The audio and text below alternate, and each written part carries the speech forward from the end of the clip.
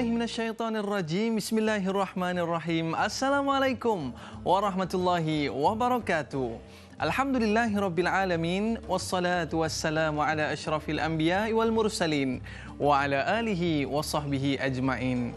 Bersyukur kepada Allah Subhanahu wa taala kerana dengan limpah dan kurnianya, alhamdulillah kita dapat lagi dikejutkan oleh Allah Subhanahu wa taala untuk melakukan ibadah kepada Allah, dan seterusnya kita dapat menyaksikan program Tanyalah Ustaz, biar tahu jangan keliru. Apa khabar penonton-penonton sekalian?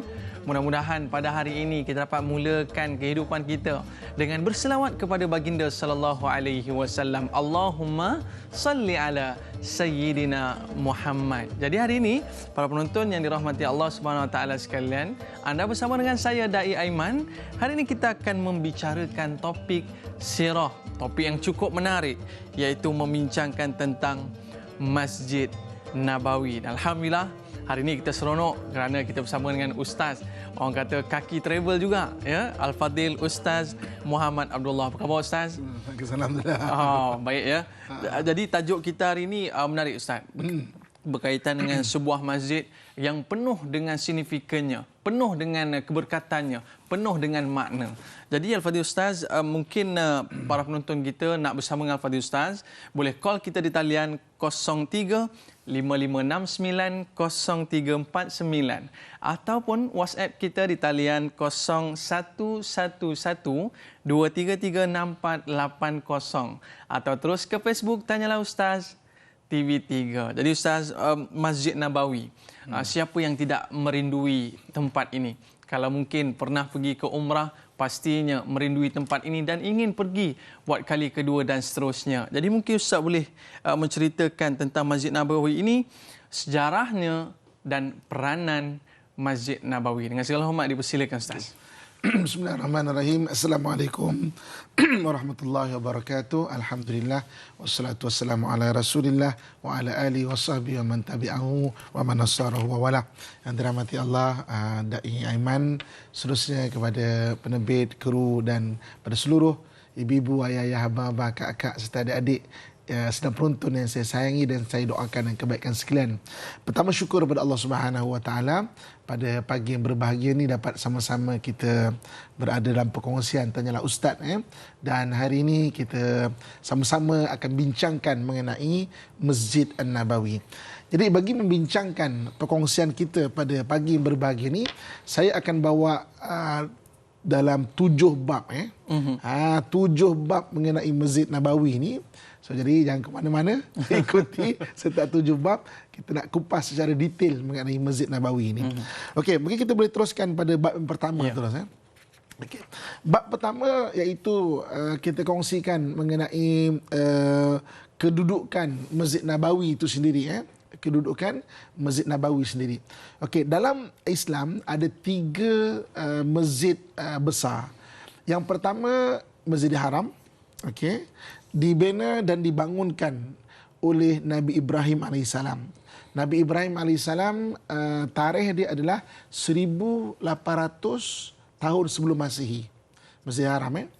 Kemudian masjid yang dibina yang kedua adalah Masjid Al-Aqsa. Masjid Al-Aqsa ni tarikh dia bila 950 tahun sebelum Masihi, dibina oleh Nabi Sulaiman AS. Di maknanya beza antara Nabi Ibrahim AS sehingga kepada Nabi Sulaiman AS lebih kurang 800 tahun. Tapi kan ada satu hadis Nabi SAW daripada Abu Zar radhiyallahu anhu wa arda menyatakan bahawa, wahai Rasulullah, Abu Zar bertanya, siapakah yang membina masjid, membangunkan Masjid Al-Haram? Maka Nabi SAW menyatakan Nabi Ibrahim. Siapakah yang membangunkan Masjid Al-Aqsa? Maka Nabi SAW menyatakan bahawa Nabi Sulaiman. Berapakah perbezaan antara kedua-dua masjid ini? Nabi kata 40 tahun. Jadi, kita lihat daripada sudut tarikh dan sejarah dia, antara Nabi Ibrahim AS sehingga Nabi Sulaiman 800 tahun. Kenapa Nabi kata apakah beza keduanya 40 tahun? Jadi ini perbahasan ahli muhadithin. Maknanya ada ahli muhadithin, mana ahli hadis. Ahli hadis yang menyatakan bahawa hadis ni Nabi ceritakan mengenai 2 keadaan berbeza. Satu yang membangunkan kembali, maksudnya Masjid Al-Haram dan Masjid Al-Aqsa. Yang keduanya iaitu beza pembangunan kedua-duanya, iaitu batu asas yang dibuat. Ada kata zaman Nabi Ibrahim AS, Nabi Ibrahim meletakkan Kaabah dulu, kemudian meletakkan dengan Nabi Ismail. Ini dalam Quran Allah sebut wa iz yarfa Ibrahim al-qawaidah, kan, maknanya minal bait wa Ismail, maknanya Nabi Ibrahim dan Nabi Ismail membangunkan asas Masjid Al-Haram. Kemudian Nabi Yaqub, Nabi Ishaq membangunkan asas kepada Masjid Al-Aqsa. Ya. Okey, yang kita nak ceritanya adalah masjid ketiga. Masjid ketiga adalah Masjid An-Nabawi. Masjid Nabawi dibangunkan oleh Nabi SAW min tini ghairu mahruq, daripada tanah yang tidak dibakar. Maknanya kalau kita lihat suasana dan cuaca di Madinah, dia tak macam dekat kita yang tropical country ni. Maknanya dekat sana jarang hujan. Jadi maknanya daripada minatini ghairu mahruq, daripada tanah yang tidak dibakar, maknanya memang tanah sungguh. Memang tanah sungguh. Sebab itu kalau anda kata sekali-sekala hujan, kenapa sekali-sekala hujan boleh nak runtuh? Maknanya kadang runtuh kalau sekali-sekala hujan, tapi sana sangat jarang hujan. Jadi maknanya dibangunkan oleh Nabi kita Muhammad SAW. Tarikhnya bila? 623 Masihi. Maksudnya apa? Daripada zaman Nabi Ibrahim 1800 tahun sebelum Masihi, Masjid Haram, Masjid Al-Aqsa 950 tahun sebelum Masihi juga, dan Nabi kita Muhammad SAW adalah 623 Masihi. Itu ketiga-tiganya. Dan daripada sejarahnya, yang pertamanya kita nak cerita kelebihan antara tiga-tiga masjid ni. Apa kata Nabi SAW? Nabi kata apa? Sembayang di Masjid Nabawi ni, masjid aku ni, sama dengan 500 kali sembayang. Sama dengan Masjid Al-Aqsa. Sama dengan Masjid Al-Aqsa 500 kali sembayang. Dan bezanya adalah Masjid Al-Haram. Masjid Al-Haram 1000 kali sembayang.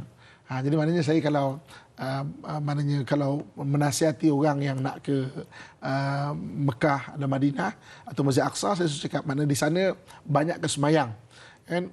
Dan mungkin kita boleh buat solat qada, maksudnya. Jadi sebab apa? Kelebihan semayang kat sana, satu semayang sama 500 semayang Masjid Nabawi, 1000 semayang dekat Masjid Haram. Jadi maknanya mungkin ada semayang-semayang kita tidak sempurna dahulu, maka Allah Subhanahu Wa Taala mudah dengan kasih sayang Allah beri kebaikan kepada kita. Tapi itu semayang untuk yang kita mungkin terlepas, bukan untuk akan datang. Bukan balik daripada Mekah, Madinah, malas semayang lah. Sebab apa? 100 semayang, 1000 semayang lah tu. Bukan macam itu maksud dia. Maknanya itu kelebihan dia. Jadi ini kelebihan yang dibina oleh maknanya yang ada pada Masjid An-Nabawi. Dan Nabi SAW menyebut dalam hadis Nabi, seperti mana Nabi Ibrahim AS mendoakan keberkatan dan kebaikan bagi tanah di Mekah, maka aku, kata Nabi SAW, mendoakan keberkatan dan kebaikan bagi tanah di Madinah. Jadi maknanya di Madinah itu ada keberkatan dia seperti mana ada di Mekah, seperti mana ada di Masjid Al-Aqsa. Ini disebut sebagai tiga tanah haram dalam Islam. Iaitu Masjid Haram, Masjid An-Nabawi di Madinah, dan Masjid Al-Aqsa. Dan kaitan ke tiga-tiga masjid. Kita nampak, Ustaz, Masjid Nabawi ni satu masjid yang cukup canggih, dengan sistemnya, dengan keadaan yang cukup cantik dan sebagainya. Namun begitu, kita nak tahu juga bagaimana asal usulnya. Start daripada tanah kosong, start daripada Nabi SAW berhijrah pada Mekah ke Madinah, dan bagaimana tempat itu dipilih sebagai tempat yang dibangunkan masjid, sedangkan banyak lagi tempat-tempat lain yang boleh dipilih. Mungkin Ustaz boleh ceritakan, silakan. Saya nak cuba kita tengok sini. Ni kita kosong, tapi saya nak bagi gambaran. Okey. Semenanjung Arab lebih kurang macam semenanjung tanah Melayu. Lebih kurang. Di sudut sejarah pun menarik juga tau. Ketika Rom dan Parsi berebut untuk menjadi kuasa besar, saling serang dan menyerang, kan? Maknanya ada tanah-tanah Parsi yang Rom serang, ada tanah-tanah Rom yang Parsi serang. Tetapi semenanjung tanah Arab tidak pernah dijajah oleh Rom dan Parsi. Maknanya ke bawah tu tak pernah. Sama macam semenanjung tanah Melayu. Ketika Genghis Khan kan, bercita-cita untuk menguasai dunia, maka dia menguasai daripada timur, belah kiri sampai ke arah belah barat sana. Tapi semenanjung tanah Melayu tidak dimasuki oleh Genghis Khan. Okey, itu satu menarik. Okey. Jadi nak senang faham, kedudukan semenanjung tanah Melayu macam tanah Arab. Okey, nak senang faham. Bawah sekali Yaman. Macam kalau kita nak sekarang ni, macam bawah ni Yaman, macam bawah ni Johor adalah Johor lah. Macam Johor. Kemudian mana Yaman tu macam Johor lah. Okey. Kemudian naik atas adalah Mekah. Mekah ni macam Kuala Lumpur lah. Mekah. Naik atas lagi Kedah. Kedah kan. Kedah ni macam Madinah lah. Naik atas lagi belah-belah selatan Thailand, Bangkok lah kan. Bangkok ni macam Masjid Aqsa lah. Nak senang faham maksudnya sebenarnya tak ada Arab macam sebenarnya tanah Melayu tu senang kita faham bentuk dia lebih kurang Jadi maknanya bawah tu Johor, maknanya Yaman, okey. Jadi maknanya atas tu adalah Mekah, macam Kuala Lumpur ni macam Mekah lah dan capital dia, dan atas tu Kedah ni macam Madinah lah. Mana okey. So jadi untuk pergi ke Madinah, ini saya pernah cerita pada yang lepas pergi Madinah daripada Mekah, jalan dia hanya satu jalan sebab Madinah ni dia dikelilingi oleh gunung berapi. Dan masih aktif lagi. Masih aktif lagi. Jadi mana jalan satu-satunya jalan adalah dengan melalui satu lorong saja. Jadi maknanya untuk pergi ke Madinah ni dia bukan boleh pergi Mekah ke Madinah, tak. Ni cerita zaman Nabi SAW sebab dia penuh dengan gunung batu-batu gunung berapi yang tajam. Jadi mereka kena pergi ke Perlis dulu. Naik ke Perlis baru turun balik ke Madinah. Mana kuat baru turun ke Kedah balik lah. Macam mana naik tu. Itu satu jalan. Sebab itu kenapa ketika orang kafir nak serang Madinah dalam peperangan Khandaq pada tahun 5 Hijrah, Nabi buat Khandaq bukan keliling Madinah. Nabi buat parit tu adalah daripada, nak senang faham, antara Perlis ke Kedah. Di pintu masuk tu. Mana pintu masuk tu. Mana naik ke atas dan ke bawah. Okey. So jadi kedudukan Masjid An-Nabawi betul-betul dekat tengah-tengah Madinah ataupun Yathrib tu. Betul-betul di tengah-tengah Yathrib tu. Yang maknanya kalaulah dikata kanan kiri tu adalah maknanya gunung berapi tadi tu, dan satu jalan tu maksudnya naik daripada Perlis, nak senang faham nak senang faham Perlis tu nak turun ke Kedah tu, tengah-tengah tu. Mula depan tu semua adalah Masjid Qiblatain, maksudnya bukan Masjid Qiblatain, Masjid 7 tu. Masjid Khandaq. Tengah-tengah tu itu Masjid Nabawi. Masjid Nabawi ni betul-betul berada di tengah-tengah kota Yathrib. Jadi maksudnya ketika Nabi SAW berhijrah daripada Mekah ke Madinah, maka Nabi duduk di rumah Sayyidina Abu Ayyub Al-Ansari beberapa ketika. Kemudian Nabi SAW dengan takdir dan hikmah yang Allah SWT bagi, maka Nabi memilih betul-betul kat tengah, maknanya kota Madinah itu sebagai asas kepada Masjid An-Nabawi itu. Mungkin Ustaz boleh terangkan sedikit gambaran bagaimana bermulanya kisah ini, dipancang dulu, dipiling ke dan sebagainya. Mungkin ada kisahnya Ustaz. Okey, jadi ketika pembinaan itu dia gabungan antara golongan Muhajirin dan Ansar. Okey, jadi mereka apabila Nabi kata okey di sini kita akan maknanya membina Masjid Nabawi. Okey, cuba tengok balik sini ya. Balik sini. Okey. Mula-mula dibina Masjid An-Nabawi, mula-mula dibina menghadap ke Masjid Al-Aqsa. Mana sebab waktu itu kiblat untuk solat adalah ke Masjid Al-Aqsa. Jadi nak senang faham tadi, Masjid Al-Aqsa adalah macam Bangkok kan. Macam katakan kita kat Kedah, Madinah kat Kedah. Bukan ke Kaabah lagi tu. Belum lagi. Kan? Jadi maknanya sebab itulah, katakanlah ini adalah Masjid An-Nabawi. Masjid Nabawi. Katakan Masjid Aqsa kat atas sebab itulah Masjid Nabawi, dan rumah Nabi berada di belakang. Rumah-rumah Nabi ni ada di belakang. Maksudnya sebab Kaabah ke atas. Maksudnya maknanya Kaabah, Masjid Al-Aqsa tu ke atas. Rumah Nabi berada di sebelah, macam kalau di sini sebelah kanan kita kalau sekarang ni di makamnya lah. Maknanya betullah rumah Nabi tu berada di belakang. Sepatutnya pada asalnya. Pada asalnya. Jadi maknanya mereka membina dan rumah-rumah ini berada di bahagian belakang tu. Sampailah pada tahun kedua Hijrah. Jadi maknanya ketika itu Nabi SAW berada di Masjid Qiblatain. Dua kiblat. Nabi SAW sedang sembahyang asar waktu itu. Naik pada rakaat ketiga, maka turun surah Al-Baqarah. Allah Subhanahu Wa Taala sebut, "Fawalli wajhaka syatral Masjidil Haram." Maka hari ini kamu palingkan kiblat itu ke Masjid Al-Haram. Maka bermulalah Allah Subhanahu Wa Taala menyelaraskan Kaabah bukan saja sebagai ibadah haji, tapi menghadap juga sebagai solat. Solat. Sebab itulah daripada tadi itu, mana rumah Nabi berada di sebelah kanan ni, bawahnya ni, maka mihrab tu ditukar ke depan. Sebab itulah rumah Nabi jadi di depan tu. Betul, rumah Nabi jadi di mana di hadapan. Sebab pada asalnya rumah Nabi berada di belakang. Bermula rumah Nabi itu berada di bahagian hadapan. Ya, ya. Dan habis bekas ataupun tempat macam mihrab yang lama tu itu dijadikan penempatan ahli sufah. Ahli sufah. Jadi ada golongan sahabat yang maknanya mereka ni memang ada tak ada kemampuan dan sebagainya. Jadi mereka duduk masjid dipanggil golongan ahli sufah. Maka belakang tu dijadikan penempatan ahli sufah. Kita nak tahu juga Ustaz, adakah masjid ini pada mulanya dikumpul-kumpulkan kayu, dibinakan dengan kayu dan sebagainya. Ini menarik ya. Tapi kita berehat seketika Ustaz. Kita kembali selepas ini dalam Tanyalah Ustaz, biar tahu jangan keliru.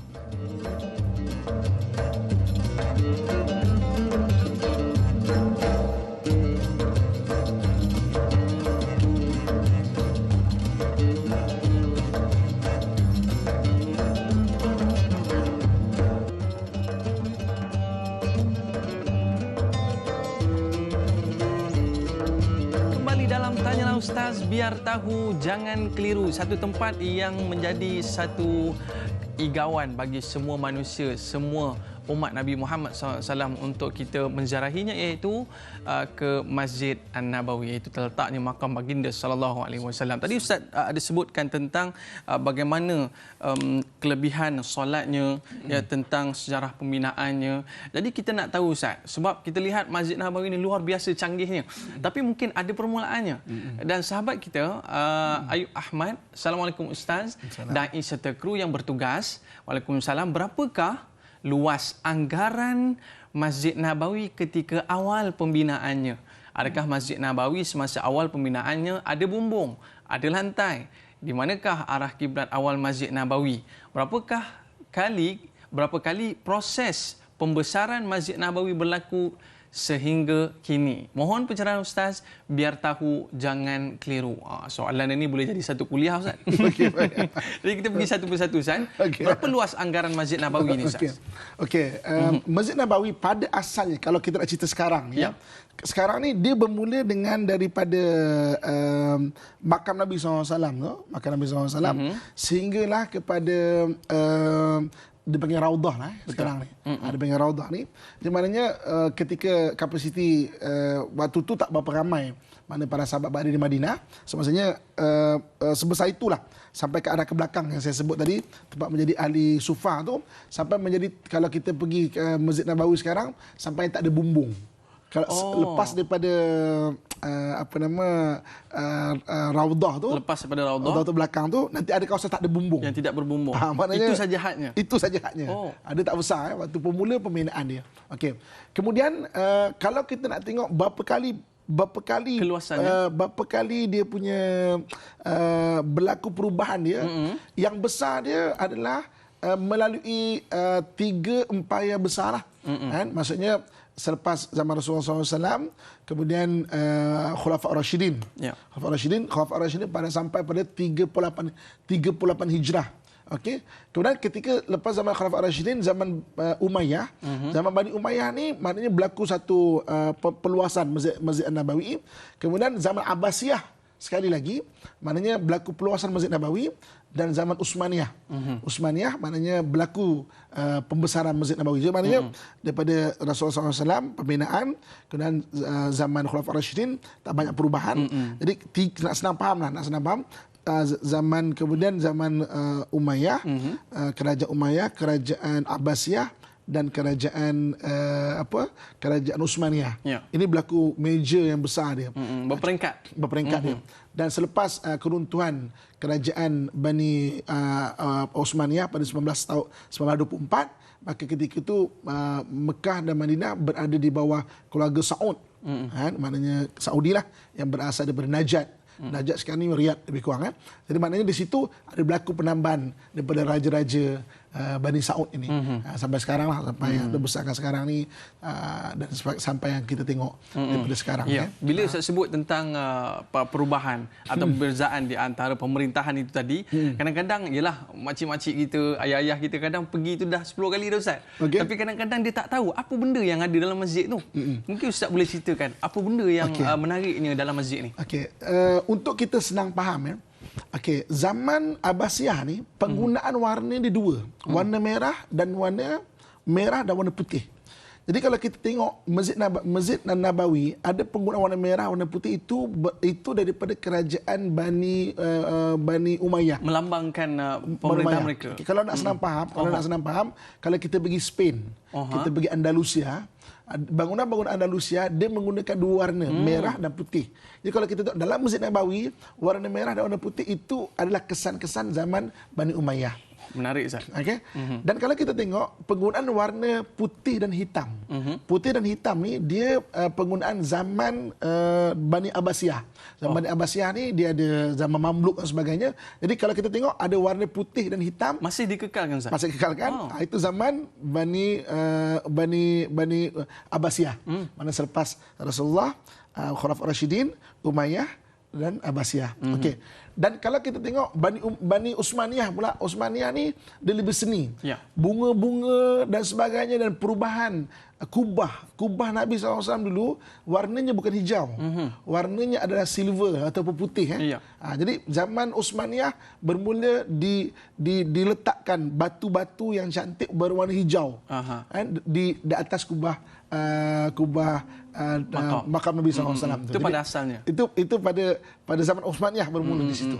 Jadi itu kalau kita nak tengok daripada sudut macam nak kenal antara tiga-tiga zaman ni lah. Ya. Kalau kemudian zaman moden ni pula, maknanya zaman Bani Saud ni, maknanya biasalah. Okey ya. Saya nak tanya Dr. Aiman Ya. Satu orang cantik dari sudut muka cantik lah kan. Macam mana satu juri nak menilai orang tu cantik ke tak? Tengok cantik. Kalau isi saya tengah tengok sekarang ni, kita tengok rupa paras dulu, Ustaz. Okey, kita tengok rupa paras dia. Dan macam mana rupa paras ni dikatakan cantik? Kerana simetri muka ni dan lekuk-lekuk pada muka ni. Sebenarnya lekuk-lekuk pada muka ni menjadikan orang cantik. Kan orang ada lesung pipit, orang lekuk, hidung lebih mancung, kan? Maknanya kening terletak, kan? Mulut maknanya memang struktur muka. Ya. Maksudnya simetri tu maknanya lekuk-lekuk tu cantik dah ada lekuk-lekuk. Kalau flat cantik, okey, tapi ada yang lebih cantik lagi lah. Sebab itu beza lelaki perempuan saya. Okey. Sama juga pembinaan dalam Islam. Kalau kita tengok pembinaan dalam Islam, yang menariknya kalau zaman dahulu dia menjaga benda itu. Ada lekuk-lekuk, bonjolan-bonjolan pada bangunan-bangunan yang kalau ada simbahan matahari, benda tu lebih nampak naik lagi. Itu yang ada dalam Masjid Nabawi, itu yang ada dalam Masjid Al-Haram, itu yang ada dalam Masjid Al-Aqsa. Itu menunjukkan seni Islam. Pembinaan Islam tu.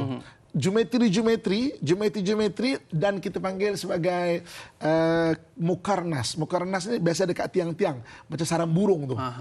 Lekuk-lekuk tu. Ya. Kalau kita perhatikan abang-abang, ayah, akak-akak pergi Masjid Nabawi sambil kan itikaf kan. Cuma kita tengok beza dengan pembinaan zaman moden. Moden ni memang dinding macam tu. Straight macam tu. Jadi dia tak berseni. Jadi dulu seninya bangunan-bangunan dalam Islam ni bila ada simbahan matahari. Jadi kita tengok sebelah sini ada bayang, sebelah sini ada gelap, sebelah sini terang. Jadi dia menonjolkan macam 3D bangunan-bangunan lama dalam Islam. Ini ada simbolik tertentu. Ada simbolik tertentu kan. Dan dekorasi dalam Islam dia ada makna-makna tertentu. Contohnya, dua benda yang kita akan jumpa dalam seni bina Islam. Masjid Nabawi, Masjid Al-Haram, Masjid Al-Aqsa, kan? Apabila selepas zaman Nabi SAW, mereka menggunakan, pertama, mereka menggunakan geometri. Geometri ini sebagai simbol kepada sarang laba-laba. Dan keduanya, mereka gunakan muqarnas. Muqarnas ini sarang burung yang biasa ada dekat mihrab depan tu ataupun kat tiang-tiang. Selain daripada guna dia adalah untuk memantulkan bunyi. Maknanya dulu tak ada PA system ni kan. Macam sayap tu, Ustaz. Dia macam satu kepak. Dia lekuk-lekuk. Lekuk-lekuk dekat biasa di setiap tiang tu. Dekat tiang tu. Dan lekuk-lekuk kan. Apa peranannya tadi? Jadi simbol kepada sarang burung. Jadi maknanya dua benda ni kalau di Timur Tengah kan, digunakan sebagai simbol dekorasi Nabi mula-mula berhijrah duduk di Gua Thur kan.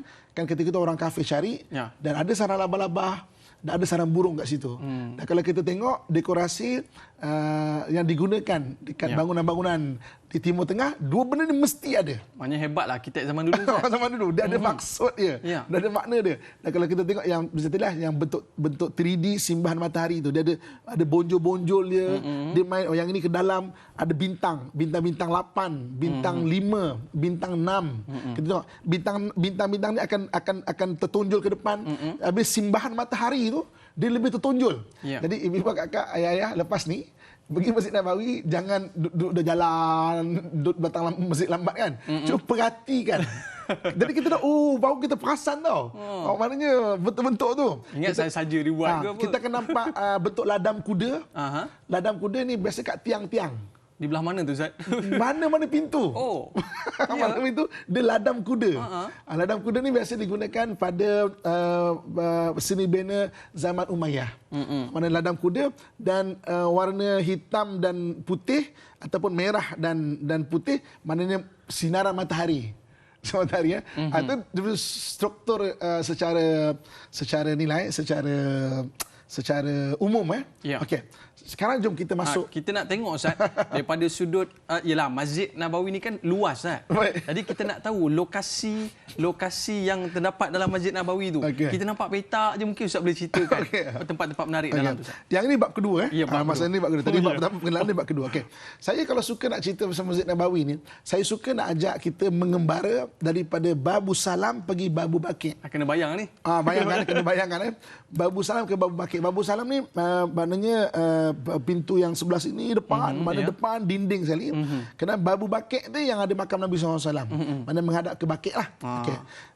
Saya namakan Babu Salam ke Babu Baqi' adalah sebuah universiti. Sebab penuh dengan pengajaran-pengajaran dekat situ. Okey, jom kita pergi masuk Babu Salam. Nanti production kita boleh cari gambar Masjid Nabawi kot. Kita siarkan di situ. Ya, mana bahagian depan sekali ya. Apabila kita masuk ke Babu Salam, okey, dia ada bahagian kanan dan bahagian kiri ya. Kita pergi bahagian kanan dulu. Dinding depan sekali. Depan sekali. Dinding depan sekali. Yang bahagian imam lah, bahagian mihrab ni. Bahagian mihrab imam depan. Masuk je dinding depan sekali. Akak-akak, ibu-ibu takkan ada peluang untuk masuk kat sini lah. Ya, abang-abang, ayah boleh ambil gambar, kongsikan. Pertama sekali kita nak tengok kalau mana eye level kita, level mata kita, dia akan ada bulat di depan eye level kita ya. Lebih kurang dia ada bulat, dia ada 201 bulatan. Oh. Okey, 201 bulatan. Sempat pula Ustaz kira. Bulatan ni apa? Bulatan ni adalah nama-nama dan gelaran Nabi kita Muhammad SAW. Subhanallah. Dia panggil Asma'un Nabi. Asma'un Nabi. Jadi Nabi SAW ada 201 gelaran. 200 gelaran. Macam bagi Allah ada 99 nama dan gelaran. Nabi SAW ada 201 gelaran. Okay? Muhammad Ahmad, Hamid, Mahmud, Ahyad, Wahid, Mahin, Hashir, Aqib, Taha, Yasin, Tahir, Mutahhar, Tayyib, Sayyid, sampai Izzul Arabi, mana 201 gelaran. Itu lagu favourite saya tu. Okey, baik. Itu maknanya ada dalam Asma'un Nabi, ada kasidah dia. Okey, sini maknanya setiap nama-nama Nabi SAW itu ada maksud dia. Gelaran. Contoh macam Toha tu daripada Al-Quran. Nabi panggil Nabi. Allah SWT panggil Nabi Toha. Maknanya batu tu Nabi tengah sedih. Tapi jadi Toha tu macam, hey Toha ma anzalna alaikal Qur'ana litashqa. Kami tak letakkan Quran ni untuk kau jadi beban. Kan? He. Satu panggilan. Ya. Toha. Macam Yasin. Yasin daripada Ya Insan. Ya Insan. Yasin wal Qur'anil Hakim. Ya Insan. Mana gelaran pada Nabi SAW antaranya adalah Yasin. Nama Yasin maknanya wahai insan, maka Quran itu maknanya adalah satu benda yang mulia. Ya. Hanya ada gelaran-gelaran Nabi SAW. Jadi setiap lubang itu mewakili nama Nabi. Nama Nabi. Setiap bulat tu. Ada nama Nabi 201 gelaran dan nama Nabi kita Muhammad SAW. Ni gambar ni adalah pintu Babu Salam. Pintu Babu Salam. Okey. Baik Ustaz. Ini bahagian depan sekali Ustaz. Bahagian depan ni belum dikongsi. Nanti kita share dekat bersama penonton kita. Baik. Ni kita melihatkan baru bahagian depan ni Ustaz. Belum kita pergi ke bahagian belakang. Okey. Jadi kita nak melihat di bahagian depan ni terdapat mihrab dan sebagainya. Jadi mungkin kita boleh pergi kepada soalan daripada sahabat penonton kita Ustaz yang ada nak tanyakan berkaitan dengan tiang ni. kaitan dengan tiang-tiang. Tapi sebelum tu mungkin Ustaz boleh cerita sedikit di mana kawasan ini Ustaz? Okey. Jadi ini adalah Babu Salam kita panggil. Maksudnya gambar ni dah disiapkan belum lagi? Okey. Okey. Jadi maknanya ada kita akan tengok. Okey. Ini adalah pintu Babu Salam. Jadi kalau kita masuk sini, maknanya kalau straight itu di hujung tu ada makam Nabi SAW. Ini pintu berdekatan dengan pintu apa ni Ustaz? Ini memang pintu yang depan sekali. Depan sekali Sebelah kanan. Depan sebelah ini Babu Salam. Sebab tu saya panggil Babu Salam ke Abu Bakar adalah sebuah universiti. Tapi ini lelaki je lah boleh masuk. Ini lelaki je boleh masuk. Okey. Jadi dinding sebelah kanan inilah ada 201 gelaran Nabi SAW. 201 gelaran. So bila kita masuk, kita boleh perasan okey ada 201 nama-nama Nabi Muhammad SAW. Okey. Kemudian bila kita masuk lagi, okey, kita dongak sikit ke atas. Dongak ke atas sikit. Bila masuk je dongak sikit ke atas, dia ada 3 layer ayat Quran. 3 layer ayat Quran. Di bumbung ke di tepi? Bukan, dekat dinding depan. Tapi tadi nama-nama Nabi eye level. Eye level. Ini kita naikkan sikit lah. Lebih kurang dalam, kalau jengkal kita tu, pasal satu jengkal lah. Ini cara lama nak kira. Maknanya jengkal macam tu. Maknanya kita dongak sikit. Dongak sikit, sebelah kanan tu, dah ada 3 ayat, 3 surah. 3 surah. Jadi atas sekali surah Al-Baqarah bermula ayat 124. Surah Al-Baqarah bermula ayat 124. Sepanjang itu? Sepanjang sampai ke Babu Bakar, sampai depan sekali. Sampai ke... Panjang tu Ustaz? Panjang. Maknanya panjang. Maknanya bermula dengan surah Al-Baqarah 124. Bawah surah Al-Baqarah itu ada surah Taubah. Surah Taubah bermula ayat 18. Itu baris kedua? Baris kedua. Baris kedua. Dan baris ketiga, ayat Quran kecil sikit, iaitu surah Al-Fatah. Surah Al-Fatah full.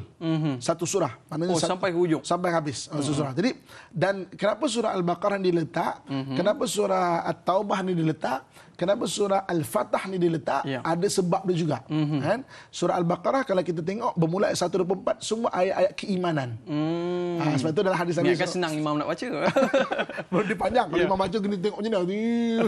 Memang tak nampak.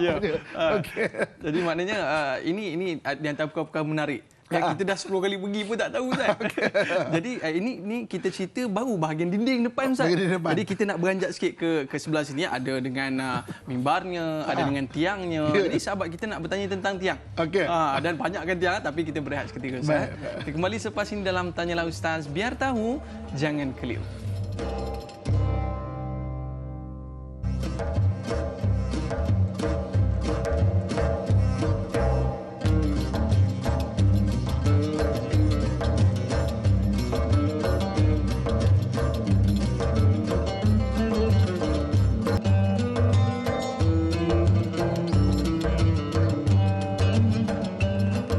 Ya Rasulullah, ya Habiballah, tak pernah ku tatap wajahmu.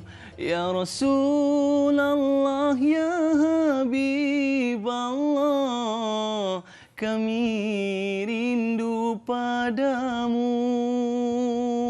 Kembali dalam Tanyalah Ustaz, biar tahu, jangan keliru. Pastinya siapa yang pernah pergi ke Masjid Nabawi merindui tempat ini dan ingin pergi buat kali yang seterusnya. Baik Ustaz, tadi bila Ustaz sebutkan tentang perkara-perkara yang terdapat di dalam Masjid Nabawi, kadang-kadang bukan setakat makcik-makcik ayah-ayah kita je yang tak perasan.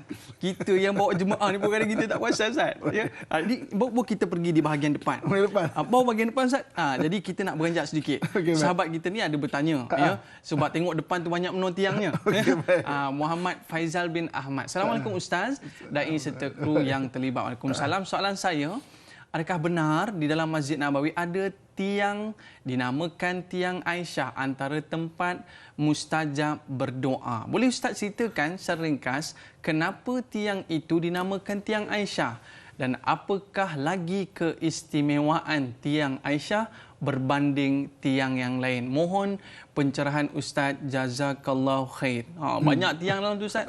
Mungkin ada sesuatu maksud yang melambangkan sesebuah tiang tu Ustaz. Kita nak berkenalan bukan satu tiang lah. Saya nak bawa 3 tiang. 3 tiang. 3 tiang. Tiang yang ditanya ataupun puan yang bertanya tadi, dia berada dalam raudhah. Raudhah ni kalau kita nak faham sekarang, dia ada kapet warna hijau. Tapi sekarang untuk untuk meraihkan ramai orang, kerajaan Arab Saudi bubuh semua dah hijau. Jadi Dah tak boleh nak beza dah Ustaz. tak ada beza sangat. Sudah. Dah ada beza sikit je warna dia.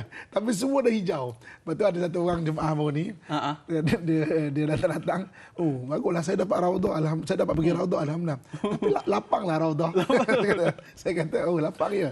Oh, pergi belah mana? Oh, belah sini. Itu bukan raudhah tu, tapi kapetnya hijau. Sekarang kapet semua dah hijau. Tambah di rumah dia pun ada dah. Kapet raudhah. Sekarang ada jual, boleh bawa balik. Bawa balik lagi saya. Okey. Jadi raudhah ni daripada rumah Nabi SAW sampai kepada sampai kepada mihrab Nabi dipanggil Raudhatun min Riyadil Jannah, taman-taman di antara taman syurga. Kenapa disebut taman syurga? Sebab banyaknya malaikat di situ yang akan menyaksikan doa kita, ibadah kita, kan besok dekat akhirat akan ada 5 yang akan menjadi saksi perbuatan kita. Satu, Allah Subhanahu Wa Taala sendiri akan menyaksikan kita ni. Yang keduanya adalah malaikat, para malaikat kanan kiri sudah tentulah. Dua rakam je kan. Dia tengok tanya ustaz kan, wah bagus kan. Bagus, tanda kan. Oh, tapi mengantuk sikit ni. Tapi tak apalah. Bolehlah tu. Bolehlah tu. Jadi maknanya malaikat kanan kiri dan juga malaikat-malaikat yang lain sekeliling kita. Jadi Raudhah min Riyadil Jannah maknanya taman-taman di antara taman syurga sebab banyaknya malaikat ke situ. Tapi Raudhah ni ada kembar dia. Ramai orang tak tahu. Kita berebut masuk ke Raudhah kan. Raudhah ni ada kembar dia. Okey, ni mungkin kita boleh siarkan kepada para penonton mungkin lebih jelas ni Ustaz. Lebih jelas lagi. Yang mana disebut sejadah tu. Ya Ustaz. Okey, so jadi maknanya Raudhah ni dari kembar dia. Okey, kita tengok ke belakang ni. Ini adalah bahagian Raudhah. Cuba tengok kapet dia berwarna hijau. Tapi sekarang ni kerajaan Arab Saudi dah bubuh semua warna hijau bahagian depan tu. Confused dah. Confused dah. So ini maknanya tanya juga orang lah mana Raudhah. Biasanya bersesak-sesak lah. Betul. Tapi janganlah sampai kita masuk ke Raudhah dengan bersesak sampai hilang adab tolak orang, pijak lah, langkah dan sebagainya. Janganlah begitu sebab Raudhah, macam mana kita nak tahu apa tanda dia Ustaz di antara Raudhah tu? Sekarang ni dia agak susah sikit. Kalau dulu kita terus boleh cerita kapet warna hijau. Sekarang kapet belah depan tu semua dah ditukar warna hijau dah kan. Ada beza warna sikit lah. Ada beza sikit lah. So jadi cumanya yang kita nak kongsikan Raudhah ni ada kembar dia. Dari kembar dia. Jadi kembar Raudhah ni berada di mana? Kembar Raudhah ni iaitu di mana-mana saja tempat yang ada majlis ilmu. Itu kembar kepada Raudhah. Maknanya kembar daripada sudut manfaat Ustaz. Sudut manfaat. Dan kenapa dia panggil Raudhah juga? Majlis ilmu ni sebagai Raudhah juga sebab banyaknya malaikat yang menyaksikan kita kat situ. Hatta kita di Malaysia ni pun mungkin itu Raudhah kita. Itu macam contoh kita tanggal Ustaz pada hari ini, Raudhah kita. Ada banyaknya malaikat yang menyaksikan majlis ilmu tu. Setengah rawi ada kata sampai 70,000 malaikat. Sebab tu kadang-kadang kita bagus untuk pergi tapi jangan sampai tolak-tolak sampai nak ambil manfaat Raudhah tu. Kita terlupa dekat rumah kita pun boleh ada Raudhah. Kalau kita buat majlis ilmu, masjid pun ada Raudhah. Raudhah kat Malaysia tak mau datang. Tapi tak apalah Raudhah di rumah Ustaz. Tengok tanyalah Ustaz. Sebab tu mak ayah kita tak miss tu. Okay. Jadi tapi Raudhah katanya berebut-rebut. Boleh, tak ada masalah. Sekali-sekali datang. Tapi maknanya kita kena faham juga majlis ilmu juga kembar kepada Raudhatun min Riyadil Jannah. Ini poin penting ni Ustaz. Ya. Okay, ramai orang tak perasan benda ni. Jadi berebut-rebutlah datang ke majlis ilmu. Sebab itu juga Raudhah sebenarnya. Jadi Ustaz, tadi kita ada bicara tentang tiang ni Ustaz. Ialah orang mengatakan bahawa tiang tersebut di antara tempat mustajab berdoa. Mungkin Ustaz boleh terangkan. Sebab banyak benar tiang dekat situ. Yang mana satu tu agaknya Ustaz? Persilakan. Okey. Nampak tak dekat belakang ada orang panggil dari tu ada tulis tiang Aisyah. Ya. Sebelah kanan sekali yang dekat makam Nabi SAW, ujung sebelah kanan sekali dia ada tiang Aisyah, kemudian tiang Abu Lubabah dipanggil, kemudian tiang Sarir.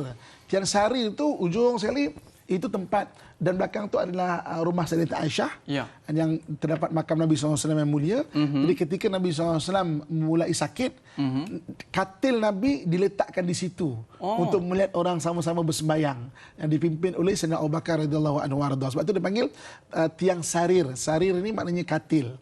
Okey, tepi tiang katil tu dipanggil tiang Abu Lubabah. Abu Lubabah sebelah dia dipanggil Abu Lubabah. Dia ada satu orang sahabat yang dia rasa menyesal sangat.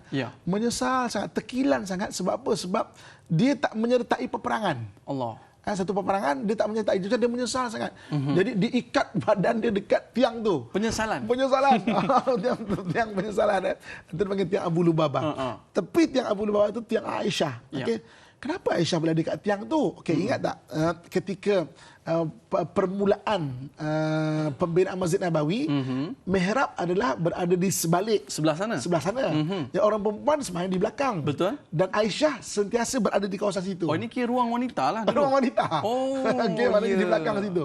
Sebab tu dipanggil tiang Aisyah. Aisyah selalu berada di belakang situ. Jadi kawasan situ semua maknanya disebut sebagai mustajab doa. Tapi sebenarnya sebab apa? Sebab Raudah tu banyak malaikat yang menyaksikan doa kita tu. Ya. Maknanya okey, ada beza antara doa makbul dengan doa mustajab. Oh, apa beza? Ada. Doa makbul Allah terima. Ya. Tapi bila Allah nak bagi, wallahu alam. Betul. Bagaimana Allah nak bagi, wallahu alam. Kan? Itu doa makbul. Kadang-kadang kita mintai Allah bagi A, kadang-kadang kita mintai Allah bagi B. Kita tak minta pun B, tapi sebab B tu baik buat kita. Ya. Ada kadang-kadang kita mintai Allah bagi C. C tu jalan nak dapat A. Itu doa makbul. Doa mustajab Allah tunaikan dan sesuai dengan apa yang kita minta. Sesuai apa yang kita minta. Kita minta A, Allah bagi A, dan waktu yang kita minta tu dapat. Just nice dapat waktu tu. Dapat. Jadi maknanya doa mustajab dengan doa makbul beza. Makbul ni Allah terima doa tu. Ya. Bila nak bagi dan bagaimana cara Allah bagi, itu Allah SWT Maha berkuasa, Allah Maha mengetahui apa keperluan kita. Disuruh saja kita berdoa. Doa mustajab, apa yang kita minta sesuai apa yang kita minta, itu yang kita dapat, dan masa yang kita minta kita akan dapat terus. Tak kisahlah tiang mana pun, Ustaz. Tak kisah tiang mana pun. Maknanya especially berada di Raudah. Di Raudah itu. Dan kalau saya nak ambil peluang untuk kongsikan, sebenarnya ada waktu-waktu yang mustajab sebenarnya. Waktu juga. Waktu yang mustajab adalah antaranya hari Jumaat. Hari Jumaat mengikut hadis yang diriwayatkan oleh At-Tirmizi ada 12 waktu mustajab doa. Jadi maknanya bila waktu tu wallahu alam. Ya. Maknanya itu Nabi tak cerita detail waktu tu. Tapi bertepatan maknanya kita akan dianugerahkan apa sesuai kita minta. Betul. Bukan doa makbul tau, doa mustajab. Antara lain adalah ada berkaitan dengan waktu. Ya. Ada berkaitan dengan kejadian. Kejadian contohnya mana? Ketika hujan lebat. Dan kita beruntung sebab kita selalu ada hujan lebat. Hujan lebat, berdoalah. Ya. Kan? Antara lain adalah mustajab kerana amalan. Betul. Apa antara amalan? Antaranya adalah orang yang berpuasa. Ya. Ada setengah-setengah. Tak lama lagi ni, Ustaz. Tak lama lagi kan. Bulan Ramadan kan. Banyak waktu mustajab waktu tu. Jadi maknanya doa mustajab bukan saja di Raudah tu. Ya. Di tempat-tempat lain ada waktu berkaitan amalan, ada berkaitan waktu, ada berkaitan kejadian, ada berkaitan orang. Orang contoh macam doa mak ayah kita. Doa mak ayah kita. Doa mak ayah kita antara yang ada mustajab. Kadang itu kita tak berebut tu. Itu kita tak berebut. Sedangkan di depan mata kita, dalam rumah je. Dalam rumah je. Betul? Baik, Ustaz. Tadi Ustaz cerita tentang rumah Nabi SAW berada betul-betul di area sebelah pada tiang tu. Dan itu merupakan makam baginda SAW. Mungkin Ustaz boleh cerita sikit struktur rumah Nabi SAW, sebab kita daripada luar tak nampak pun. Nampak besi-besi je kan. Mungkin Ustaz boleh cerita gambaran kedudukan rumah tersebut, Ustaz. Bagaimana? Okey, kita tengok balik kereta putih kita ni. Kereta putih kita. Banyak pusing kita ni. Banyak pusing kita ni. Bayangkan je lah ya. Okey. Katakan ni Raudah. Katakan bahagian ni Raudah. Okey, sini adalah makam Nabi SAW. Makam Nabi SAW ni adalah rumahnya Sayyidatina Aisyah radhiyallahu anhu arda. Jadi bermula daripada Raudah ni ke belakang itu semua rumah keluarga Nabi. Di belakang rumah Sayyidatina Aisyah adalah rumah Sayyidina Ali dan anaknya Siti Fatimah. Di belakangnya adalah makam rumah isteri-isteri Nabi yang lain. Berkelompok di situ. Berkelompok di situ. Ya. Okey. Dan di depan rumah Aisyah tu adalah rumah Sayyidatina Hafsah. Hafsah ni anaknya Sayyidina Umar. Sayyidina Umar maknanya anak Sayyidina Umar berkahwin dengan Nabi SAW. Hafsah dia panggil. Jadi kalau kita melawat makam Nabi SAW, kita jalan tu dekat rumah Hafsah tu. Rumah Sayyidatina Hafsah. Ya, laluan tu. Okey. Depan tu rumah Sayyidatina Hafsah. Di mananya makam Nabi itu adalah rumah apa nama Sayyidatina Aisyah.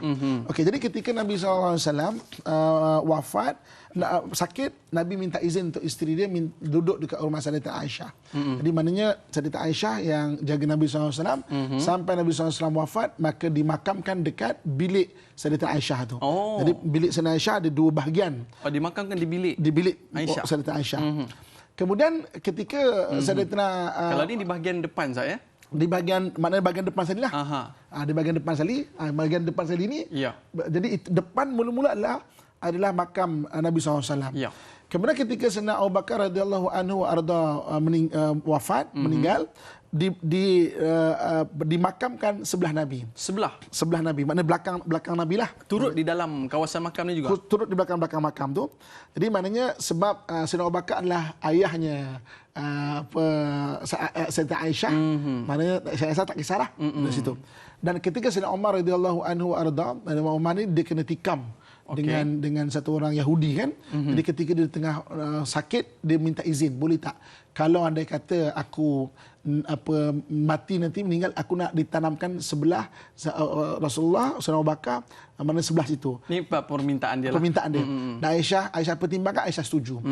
Jadi Sayyidina Umar tidak ada kena-mena dengan Sayyidatina Aisyah. Jadi bila mula ditanam, maka Aisyah mula buat dinding. Macam sepadan. Macam dia macam orang luar.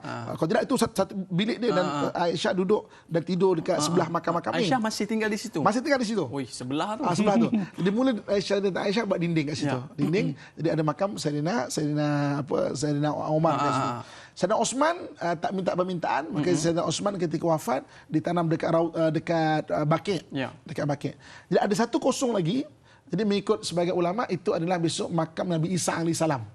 Ketika Nabi Isa AS besok kalau turun dan selepas memerangi Dajjal, maka dapat dibunuh Dajjal di Babul Lut dekat Jerusalem, maknanya kota Lut dekat sekitar Jerusalem.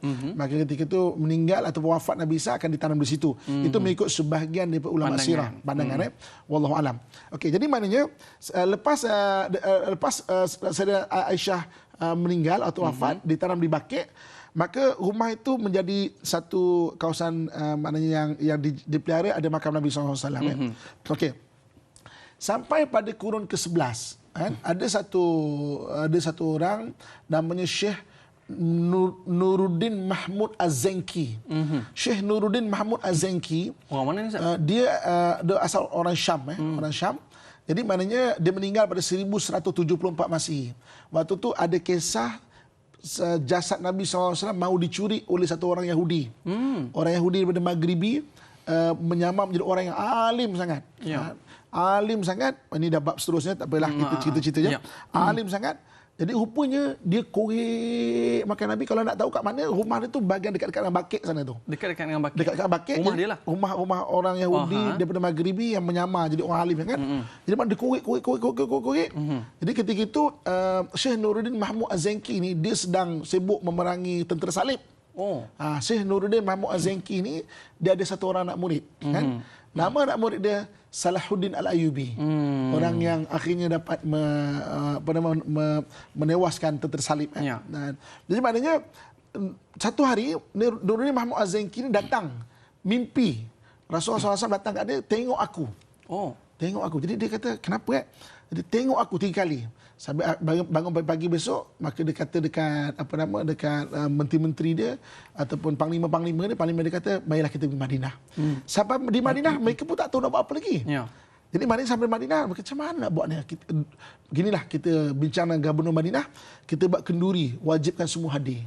Di semua hadir kecuali 2 orang, iaitu orang alim daripada Maghribi. Maka Nuruddin Mahmud Az-Zanki suruh orang ni hadir.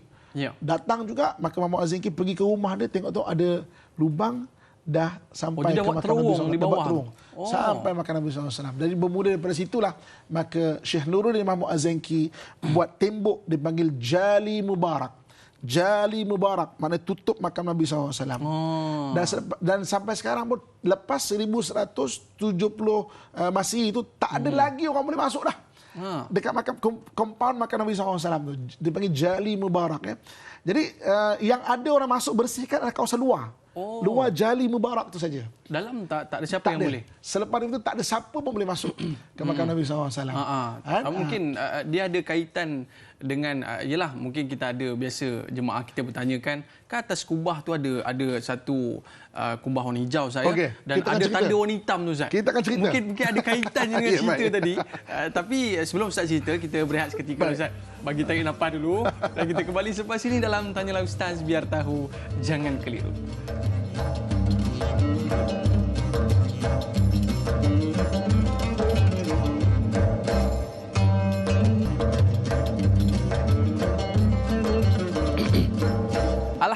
kembali dalam Tanyalah Ustaz, biar tahu jangan keliru. Pastinya dengan berita yang menggemparkan kita, Ustaz, ya, yang mana kita tak dapat nak pergi ke sana buat masa sekarang ini, Ustaz, menjadi satu kesedihan buat kita. Jadi mungkin ada satu hikmah yang Allah nak tunjukkan kepada kita bahawa kuasa yang besar adalah Allah Subhanahu Wa Taala. Tidak ada siapa yang dapat menghalangnya.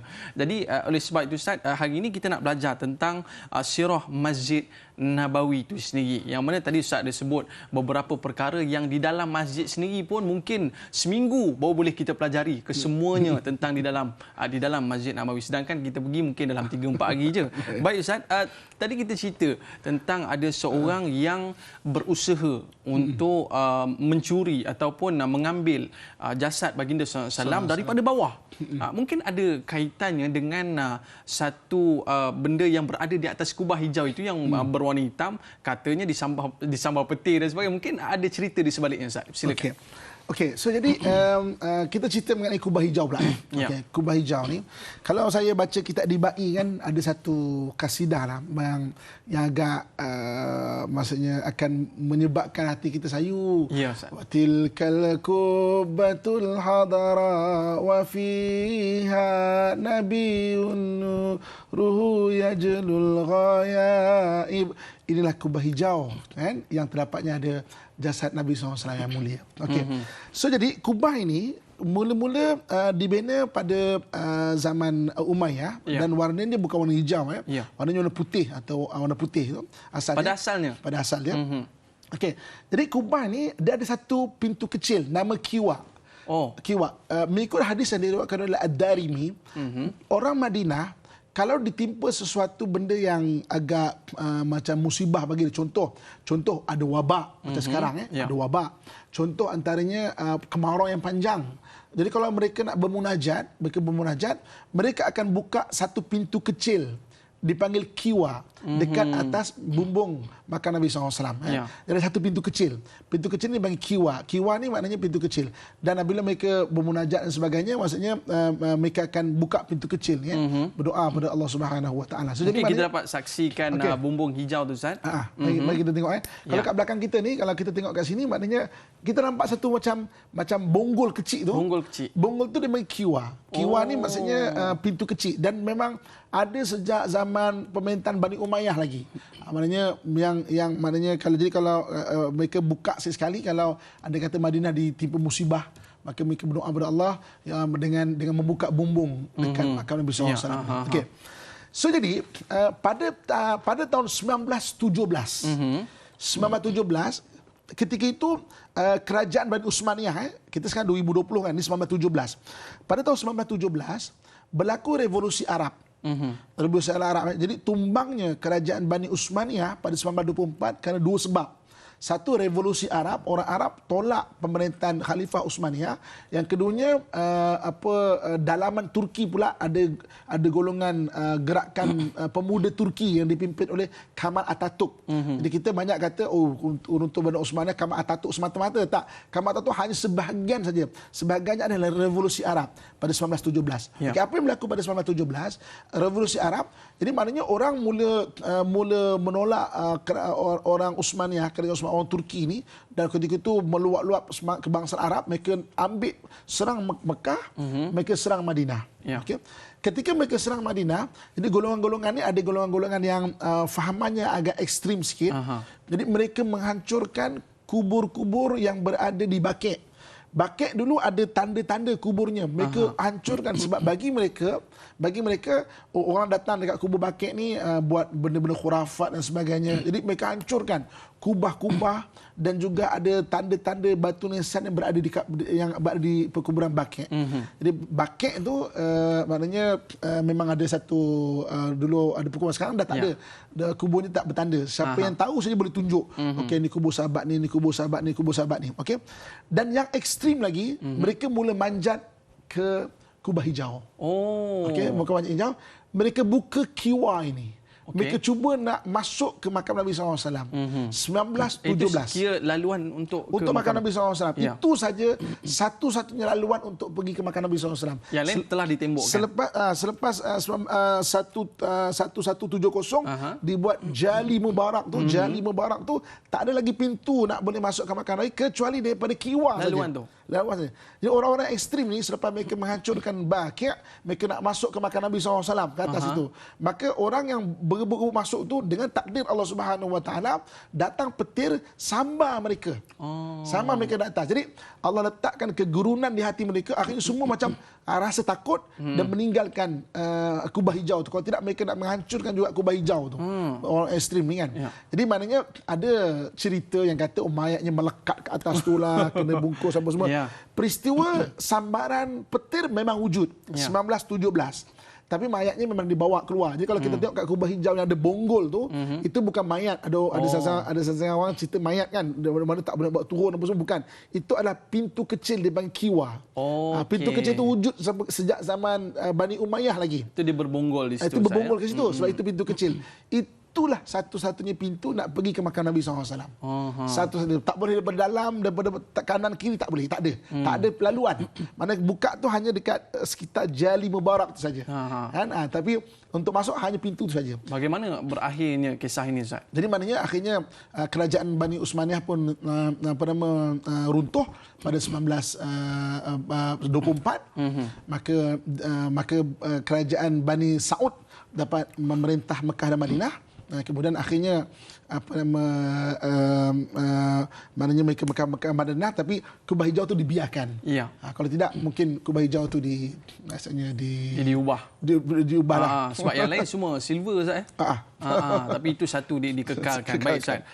Bila kita melihatkan tentang sebuah kisah ketika mana tangisan pohon tamar dan ia bersangkut paut dengan apa nama yang kita sebutkan sebagai mimbar Nabi SAW yang membawa satu kisah yang cukup besar. Mungkin Ustaz boleh ceritakan di mana letaknya mimbar ini dan bagaimana rentetan kisah ini sehingga kan terbinanya mimbar yang ada pada hari ini. Okey.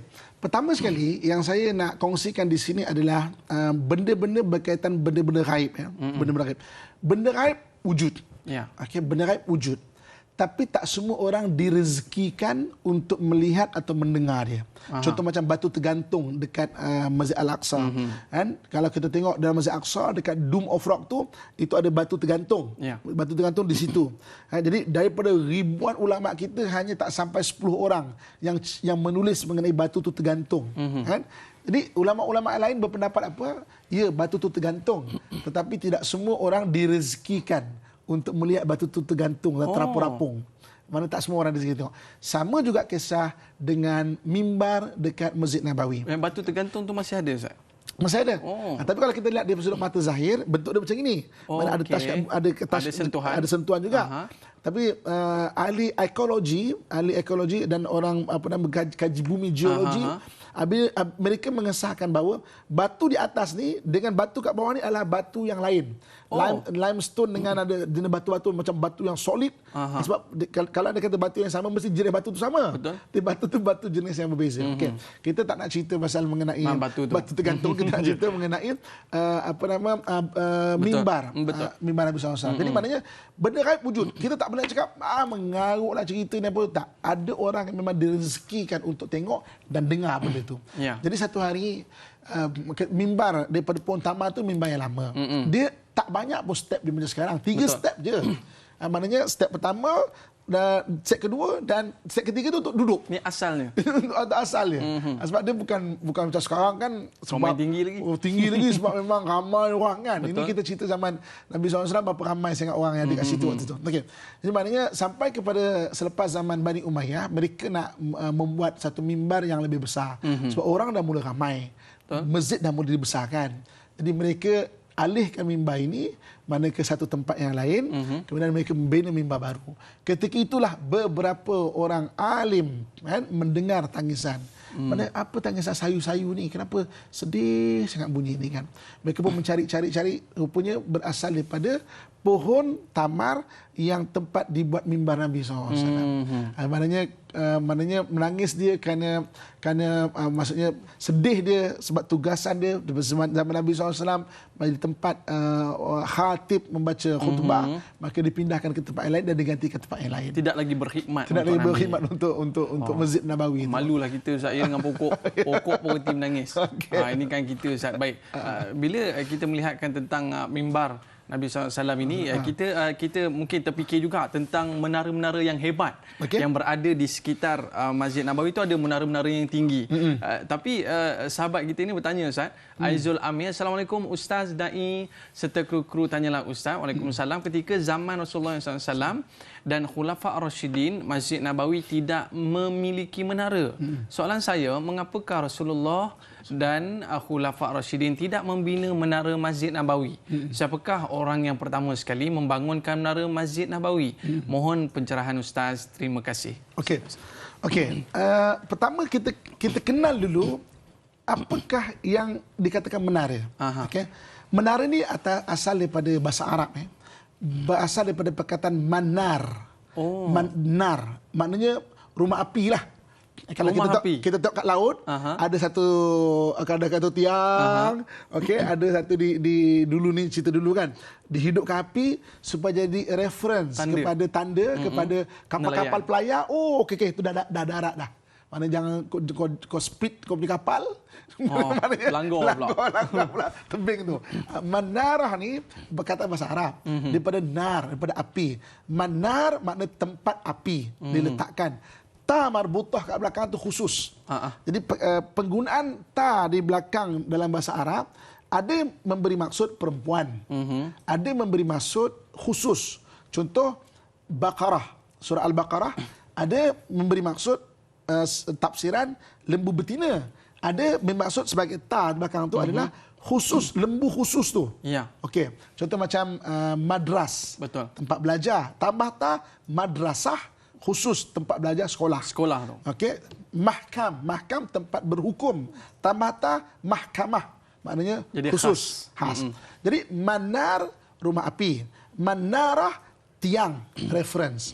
Jadi manarah ni tujuannya dulu apabila diletakkan di masjid-masjid, kita tengok dan apabila zaman Umayyah di Ustaz dibina manarah ini, mana satu tiang, pertama sekali tujuan asal adalah untuk melaungkan azan. Okay. Sebab waktu tu orang dah start banyak, PA system belum ada teknologi waktu tu. Yeah. Jadi mereka akan naik ke tempat manarah ini, maknanya untuk tempat tinggi untuk melaungkan azan. Itu tujuan yang pertama. Sebab itu dah hadis Nabi SAW disebut bahawa muazzin sejauh mana suara itu didengar, maka pahala itu boleh kat dia. Okay. Kemudian tujuan manarah tu adalah untuk sebagai simbol tempat orang nampak lah. Situ. Sebab itu kalau sekarang ni dekat Saudi sekarang mereka membina clock tower tu. Asal clock tower tu bangunan sebenarnya. Asal dia bangunan. Saya mendapat taklimat detail juga mengenai clock tower tu. Jadi waktu tu Raja Abdullah minta untuk bina manarah dekat atas tu. Jadi mula dibina manarah tu mula-mula. Jadi perubahan plan asal tu arkitek pun confuse macam mana nak buat menara. Sebab asalnya adalah bangunan saja. Mereka membina struktur yang sama macam Eiffel Tower. Sebenarnya atas tu macam Eiffel Tower. Diletakkan kat situ tu. Sebagai manarah. Maknanya kalau sekarang ni clock tower tu manarah lah. Pada zaman Nabi SAW. Dia tujuan untuk melakukan azan. Menjadi tempat reference. Jadi kalau sekarang ni kan clock tower tu reference daripada mana orang nampak tu Mekah dah sampai. Maknanya kalau kita di Malaysia ni pun kalau kita tahu nampak menara tu masjid. Tu masjid. Maknanya kita tahu dah daripada jauh itu ada menara tu mesti masjid. Baik Ustaz, itu fungsi menara Ustaz. Jadi kita nak tahu juga Ustaz, Masjid Nabawi ini satu tempat yang disebutkan center di Madinah. Mungkin Ustaz boleh ceritakan apa sebenarnya aktiviti yang Nabi SAW lakukan di masjid ini selain daripada solat. Okey. Ya Ustaz. Okey, kita cerita mengenai struktur masjid selepas zaman Nabi SAW. Okey. Perasan tak, ada satu masjid dipanggil masjid. Ada satu masjid dipanggil masjid jami'. Apa bezanya tu Ustaz? Okey. Masjid saja adalah tempat untuk sama-sama berhimpun untuk sembahyang. Masjid jami' masjid yang ada aktiviti-aktiviti selain daripada sembahyang semata-mata. Oh. Jadi maknanya kalau macam di Malaysia perkataan masjid jami' digunakan masjid yang digunakan untuk solat Jumaat, jami' kan. Tapi jami' tu bila perubahan khalifah menggunakan jami' bukan semata-mata masjid yang maknanya untuk solat. Sebab apa? Waktu tu orang dah tahu manfaat membuat masjid. Mereka ramai-ramai banyak buat wakaf masjid. Kan dalam hadis Nabi sebut, man bana masjidan lillah banallahu lahu baitan fil jannah. Siapa membina masjid kerana Allah, Allah akan bina rumah di syurga. Dan mereka banyak membuat masjid kecil-kecil masjid. Jadi masjid jami', masjid yang bukan saja masjid tapi ada aktiviti-aktiviti. Aktiviti-aktiviti, ada kelas pengajian, ada tempat perhimpunan, ada tempat perbincangan dan sebagainya. Sebab itu disebut jami'. Jami'. Okey. Dan kalau masjid itu kemudiannya menjadi tempat pengajian yang khusus, dipanggil jami'ah. Perkataan jami'ah university berasal daripada masjid jami'. Sebab itu Jami'ah Al-Azhar. Masjid Al-Azhar jadi Universiti Al-Azhar. Asalnya daripada jami' tadi. Jami' Qarawiyyin. Maknanya daripada Masjid Qarawiyyin menjadi Universiti Qarawiyyin. Mana jami' kemudian fungsi khas tadi saya ada cerita pasal tar marbutah kat belakang tu khas. Menjadi akhirnya menjadi pusat pengajar ataupun universiti. Itu kalau di tempat belajar sahaja. Maknanya akhirnya menjadi tempat belajar. Jadi sebab itu macam Jami' Al-Azhar, Al-Qawarin dan sebagainya dia bermula dengan masjid. Jadi balik pada soalan tadi, fungsi Masjid Nabawi sebagai center adalah kalau sekarang ni kita panggil memang masjid jami'. Masjid yang bukan semata-mata solat tapi tempat perhimpunan. Betul. Sahabat nak berbincang kat situ, ada kelas pengajian kat situ kan. Pernah satu ketika kita boleh dengar satu sejarah, satu lepas Nabi SAW solat maghrib, datang satu kumpulan kumpulan nelayan daripada Yambuk, kawasan-kawasan Yambuk. Madinah ni dari laut, lebih kurang 200 km dari laut Yambuk. Datang nama ketua nelayan ini dipanggil Tamim Ad-Dari. Satu orang sahabat yang belayar akhirnya bertemu Dajjal. Tamim Ad-Dari. Jadi maknanya ketika itu Nabi sedang lepas solat maghrib dan mengajar. Maknanya Masjid Nabawi menjadi tempat pengajian, maknanya tempat perbincangan ketika Madinah nak diserang. Maksudnya Nabi berbincang macam nak buat dekat situ juga. Dan tempat pengagihan zakat. Maknanya ada zakat, maksudnya siapa-siapa yang ada keperluan datang, Nabi mengagihkan zakat dan sebagainya. Jadi maknanya Masjid Nabawi itu kalau sekarang ni panggil Masjid Jami'. Masjid yang banyak aktiviti-aktiviti itu. Di samping tu Ustaz, di sekitar Masjid Nabawi dulunya merupakan pusat ekonomi juga Ustaz. Ya. Mungkin Ustaz boleh ceritakan bagaimana keadaan situasi ketika itu yang merupakan bukan setakatnya masjid tetapi tempat orang berurus niaga. Hatta sekarang ni pun Ustaz dikeliling Masjid Nabawi. Faham je lah. Semua kedai. Mungkin Ustaz boleh ceritakan gambaran. Jadi itu yang menariknya kan. Maknanya apabila berada di masjid, satu center masjid, maka dia menjadi pusat ekonomi. Sebab tu kalau kita nak lebih faham lagi macam mana berlaku pada zaman Nabi SAW, kita rujuk balik ni buka surah Al-Jumu'ah. Surah Al-Jumu'ah tu melambangkan keadaan ketika dalam Masjid Nabawi tu. Bila seruan Jumaat sampai, maka kau tinggalkanlah perniagaan kau. Maksudnya merujuk kepada keadaan Masjid Nabawi yang penuh dengan aktiviti ekonomi. Dan ekonomi Islam ni pula yang menarik dia sebenarnya. Okey, saya nak bawa satu kisah. Saya pernah berada di kota Xi'an. Kota Xi'an ni kota orang berniaga tau. Orang berniaga, orang Islam kita. Dia kota Xi'an ni dulu sebelum Beijing menjadi capital China. Xi'an adalah capital China. Jadi Beijing hanya dalam kurun ke-17 baru tukar ke sana. Jadi maknanya saya tanya orang Islam tua-tua umur 90 tahun berniaga. Saya kata, Tok, kenapa Tok berniaga lagi Tok? Cucu pun dah ada kedai dah kan. Dia kata, aku berniaga bukan nak kayakan diri aku. Aku berniaga sebab nak kayakan masjid. Nak kayakan madrasah. Beza dengan kita berniaga nak kayakan diri kita. Kita kena tolong highlight sikit apa yang Ustaz sebut tadi. Aku berniaga kerana nak kayakan masjid. Allahu Akbar. Nak kayakan madrasah. Itu sebab mereka berniaga. Sama dengan para sahabat radhiyallahu anhu wa arda berniaga waktu tu. Mereka berniaga betul-betul sebagai businessman, businesswoman, mana ada penjualan. Tujuannya apa? Pembayaran zakat. Menjadi orang yang berlumba-lumba membayar zakat perniagaan siapa lebih tinggi. Nak jadi pembayar zakat. Pembayar zakat yang paling tinggi. Subhanallah. Jadi maknanya Nampak tak? Sebab itu akhirnya mereka terus berniaga dan mereka diberkati sebab cara mereka berniaga tu dia punya tujuan tu adalah tujuan yang memang adalah untuk bantu agama. Dan apa kata Allah Subhanahu wa taala? A'udzubillahi minasyaitonir rajim. In tansurullah yansurukum wa yutsabbit aqdamakum. Kau tolong agama Allah, Allah akan tolong kamu dan memperkukuhkan kedudukan. Saya yakin Ustaz, di kedai-kedai, di warung-warung ataupun di supermarket dan sebagainya sedang menonton kita Ustaz, dan saya yakin inilah tugas anda sebagai seorang peniaga. Anda perlu mengkayakan masjid dan pusat-pusat pengajian agama. Jadi terima kasih kepada para penonton yang setia bersama dengan kita. InsyaAllah kita akan sambung 30 minit di TV9. Terima kasih di atas kesetiaan anda. Saya Dayaman mengundurkan diri. Like dakwah, share ilmu. Assalamualaikum warahmatullahi wabarakatuh.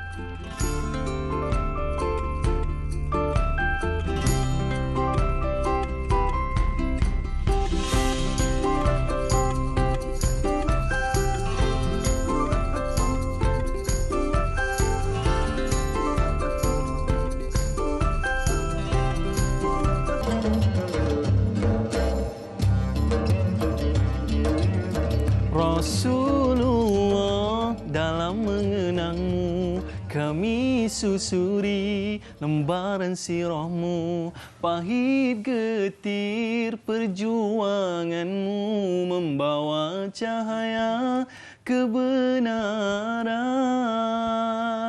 Nabi SAW dalam memperjuangkan Masjid Nabawi menjadi satu pusat utama, center kepada umat Islam ketika itu. Baik Ustaz, bila kita sebut tentang center ini Ustaz, ya, sahabat kita ada satu soalan yang bertanya daripada Fauziah Tun Mat Isa. Assalamualaikum warahmatullahi wabarakatuh. Ustaz dan dai serta kru-kru semoga sentiasa dalam rahmatnya, amin. Soalan saya Ustaz, adakah fungsi Masjid Nabawi sewaktu zaman Rasulullah SAW ialah pusat perlindungan bagi golongan miskin dan para musafir dan juga tempat bermusyawarah dengan para sahabat bagi mendapat pandangan tentang sesuatu isu? Mohon pencerahan Ustaz. Terima kasih Ustaz dan dai. Kita dalam skop perbincangan tentang fungsi Masjid Nabawi itu Ustaz. Silakan. Okey. Jadi masjid ni kita dah sebut tadi bahawa masjid antara benda yang penting kalau disebut sekarang masjid jami'. Jami' memang perhimpunan. Bukan saja aktiviti sembahyang, tapi aktiviti-aktiviti yang lain. Maksudnya mesyuarat, tempat perlindungan, tempat pengagihan zakat, kemudian tempat maksudnya majlis ilmu, maknanya tarbiyah dan mendidik orang dan sebagainya. Sebab itu maknanya pertama sekali kita kena menggalakkan orang untuk berinfak pada masjid dan juga madrasah. Madrasah juga adalah tempat maksudnya pengajian. Maksudnya menggalakkan satu. Kemudian bagi pengurus masjid pula, jangan orang dah infak, dia duduk diam itu dan berbangga dengan jumlah. Okey, tengok ni kita jumlah tahun ni makin meningkat. Alhamdulillah hari tahun ni meningkat. Tapi perbanyakan dan Masjid Nabawi antara benda yang dibuat oleh Nabi SAW adalah bukan saja melibatkan orang tua, tapi orang muda juga datang ke masjid dan ada aktiviti orang muda di masjid. Kita boleh tengok golongan-golongan pemuda-pemuda yang berada di Masjid Nabawi dan ada aktiviti-aktiviti dia. Kan? Maknanya contoh macam ada memanah bagi orang muda, kan? Ada maknanya kelas-kelas ilmu bagi orang muda. Contoh macam Nabi SAW pernah bersama dengan 4 orang ibnu. Okay, 4 orang ibnu ni Abdullah sebenarnya nama dia. Ibnu Omar, Ibnu Mas'ud, Ibnu Abbas dan Ibnu Zubair. Semuanya Abdullah bin Omar, Abdullah bin Abbas, Abdullah bin Zubair dan Abdullah bin Mas'ud. 4 ibnu ni adalah 4 ibnu yang memang terkenal, dipanggil sahabat kecil yang memang bermain-main di masjid. Dan Nabi didik dia. Jadi maknanya bagi abang-abang ayah-ayah saya AJK masjid, jangan lupa buat aktiviti untuk tarik orang muda. Masjid bukan untuk orang tua semata-mata. Jadi adakan aktiviti-aktiviti untuk orang muda. Jadi orang muda boleh berkecimpung dengan masjid.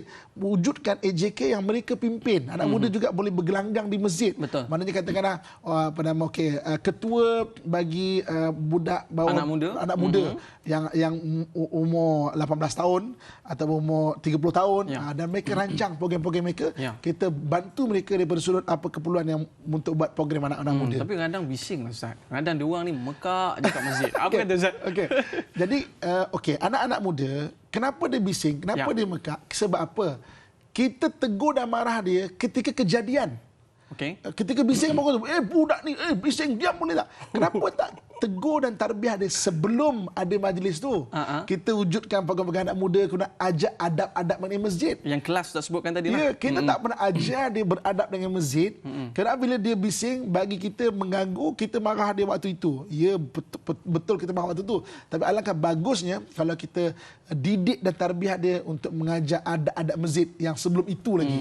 Datang masjid. Jadi tapi kenalah maknanya wujudkan anak-anak muda punya aktiviti. Contoh kan, okey, kita ada maknanya program memanah, paintball, paintball macam tu kan. Okey, siapa yang nak kena dapatkan kupon. Siapa nak dapat kupon kena dengar kuliah 3 minit jawab soalan. Baru dapat main mana? Baru mana? Maksudnya dapat kupon. Okey, tapi kau dengar kuliah 3 minit mengenai soalan, jawab soalan dia. Soalannya jangan susah-susah. Soalan simple je. Soalan mungkin objektif soalan. Betul. Jawab A, B, C. Okey, dapat 3 kupon. Boleh main. Jadi maknanya kita secara tak langsung bagi educate dia mengenai masjid, keagamaan dan sebagainya. Saya rasa ramai ni pengurusi surau dengan Nazir tengah tengok ni Ustaz.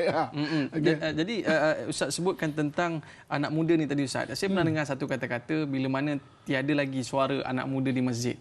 Maka ini di antara tanda pengakhiran zaman kita telah berlaku. Sebab kita sebagai orang yang tidak muda bukan tu sensitif. Kita tidak muda. Kita dah melalui zaman kita. Yang akan melapisi kita adalah budak muda. Betul. Budak muda. Jadi anak-anak muda ni perlu ditarbiah, dididik, maknanya dibiasakan dengan keadaan masjid. Sebab itu kadang-kadang saya tengok kadang saya kalau habis ceramah masjid saya kata, tuan, apa aktiviti masjid alhamdulillah Ustaz, kita telah berjaya membuat kursus jenazah kali ke-75. Bagus. Yeah. Alhamdulillah untuk fardu kifayah bagus. Tapi tambahkan juga aktiviti-aktiviti yang fikir untuk anak muda. Jadi persiapan bulan Ramadan ni Ustaz, mungkin ramai ibu-ibu yang nak datang masjid solat tarawih. Dan bagaimana dengan anak-anak kecil ini? Mungkin perlu ada jagaan dan pusat tempat yang khusus untuk mereka bermain sebagainya. Pandangan Ustaz? Kalau masjid kita luas, besar, boleh buat satu khas untuk anak-anak. Dan anak-anak ni kan, anak-anak kecil ni memang dia memang ada main perangai dia. Baik kita orang tua nak fokus dan sebagainya. Betul. Kan. Kalau masjid kita besar dan luas, bolehlah buat satu aktiviti walaupun mungkin mereka tidak solat tarawih bersama-sama. Mungkin ada satu orang yang kita ajar untuk mari nak kuis mata-mata ke, mungkin mereka tak boleh nak ikut 20. Betul. Mereka mungkin buat 8 kita buatlah program untuk dia. Tapi ada yang menyeliakan. Ada satu AJK bahagian selian anak-anak. Kita tak pernah nak adakan AJK makanan ada, AJK Betul. Program ada. Maknanya AJK selian anak-anak kecil. Anak mak bapak nak juga pergi ke masjid, tapi kadang-kadang sebab nanti kena marah nak bising semua. Kalau ada AJK selian anak-anak kecil, kan boleh dipercantikkan lagi pengurusan masjid kita. Sebab kita tengok contohlah macam di Masjid Shah Alam yang kita boleh jadikan contoh lah Ustaz. Maknanya mereka ada bilik-bilik tertentu. Yang ni umur sekian-sekian, 3 sampai 6 dan sebagainya. Jadi ada pengawas yang menjaga mereka. Jadi menjadi konsentrasi ataupun ibu ayah ni seronoklah nak beramal ibadah. Yalah peluang tarawih bulan Ramadan ni sebulan je Ustaz. Jadi bila kita sebutkan tentang keadaan di masjid ni Ustaz, sahabat kita ada bertanya ni. Ya, Mas Nida Johari. Assalamualaikum Ustaz, Da'i dan kru-kru. Tanyalah Ustaz, moga sentiasa dipayungi rahmat Allah. Amin ya rabbal alamin. Ustaz, saya ingin bertanya. Yang pertama, apabila kita bersolat di Masjid Nabawi, kita mendapat 1000 pahala. Namun ianya hanyalah merangkumi ruang solat di dalam masjid sahaja, tidak meliputi kawasan dataran di luarnya. Mohon penjelasan Ustaz. Pertama. Yang kedua, apabila kita memasuki kawasan Raudah, kita dikehendaki masuk secara sopan dan tertib tanpa berlari-lari. Ini adalah kerana menghormati jasad Nabi SAW yang berada di situ. Soalan saya, adakah Nabi Muhammad SAW melihat umatnya ketika berada di Raudah? Terima kasih atas penjelasan. Ini perkara yang penting juga kita lihat. Sebab apa? Dia ada perbezaan Ustaz ya di Masjidil Haram dan Masjid Nabawi bila mana solat di luar masjid itu. Pandangan Ustaz. Okey. Balik pada fatwa terkini, maksudnya bila kita tahu fatwa di Saudi sendiri, yang dikatakan masjid sehingga ke dataran-dataran itu. Maknanya dapatlah. Maksudnya fatwa terkini sehingga keluar. Sebab kadang orang ramai sangat mana full untuk ke dalam tu kan. Maknanya boleh kita tengok fatwa-fatwa tempatan yang terkini. Apakah takrifan masjid yang telah diluaskan. Macam tu juga dengan fatwa Masjid Al-Haram dan sebagainya. Sudah afdal ke dalam dan makin rapat lagi baguslah. Afdal. Okey. Tapi sudah pahala dapat ke tak fatwa terkini, tengok apakah ijtihad ulama tempatan kan bagi takrifan sesebuah masjid itu. Okay. Bila kita tengok raudah tadi Ustaz, biasalah macam Ustaz kata tadi berlanggar-langgar berebut-rebut ya, sampai masuk bawah kain orang dan sebagainya. Jadi adakah ini Nabi melihat perbuatan ini dan adakah bagaimana kita nak menjaga adab tersebut? Okey. Asas saya nak bahas benda ni, kita kena faham satu benda. Ya. Okey, alam roh tak macam alam manusia. Betul. Dalam Quran Allah sebut wa yasalunaka 'anir ruh qul ruhu min amri rabbi. Kan? Mereka bertanya kepada kau Imam pasal roh urusan Allah. Allah saja mengetahui. Jadi, apabila kita cakap adakah Nabi melihat ke tidak alam roh? Maknanya alam roh yang takkan sama macam alam kita. Kalau berikut beberapa hadis Nabi SAW, Nabi menyambut salam daripada umat dan sebagainya, tidak ada orang cakap, mana ada kan Nabi dah wafat? Itu alam kita. Betul. Alam roh tak sama. Jadi Nabi SAW adakah menyaksikan tak? Kalau mengikut perbahasan alam roh, Nabi SAW tetap ada di situ dan maknanya Nabi menyaksikan, maknanya melihat, menjawab salam orang yang memberi salam Nabi SAW. Sebab itulah bukan saja dua benda adab. Pertama, adab dengan Nabi SAW itu sendiri. Sebab itu Imam Malik kalau sampai dia masuk Madinah, dia tak naik kuda. Dia akan turun daripada kuda dia. Sebab apa? Sebab jasad Nabi SAW ada di bawah. Maknanya dia menjaga adab. Yang keduanya, adab masjid itu sendiri. Jadi maknanya adab masjid sendiri, rumah Allah Subhanahu Wa Taala, tak boleh kita nak bertolak dan sebagainya. Kan?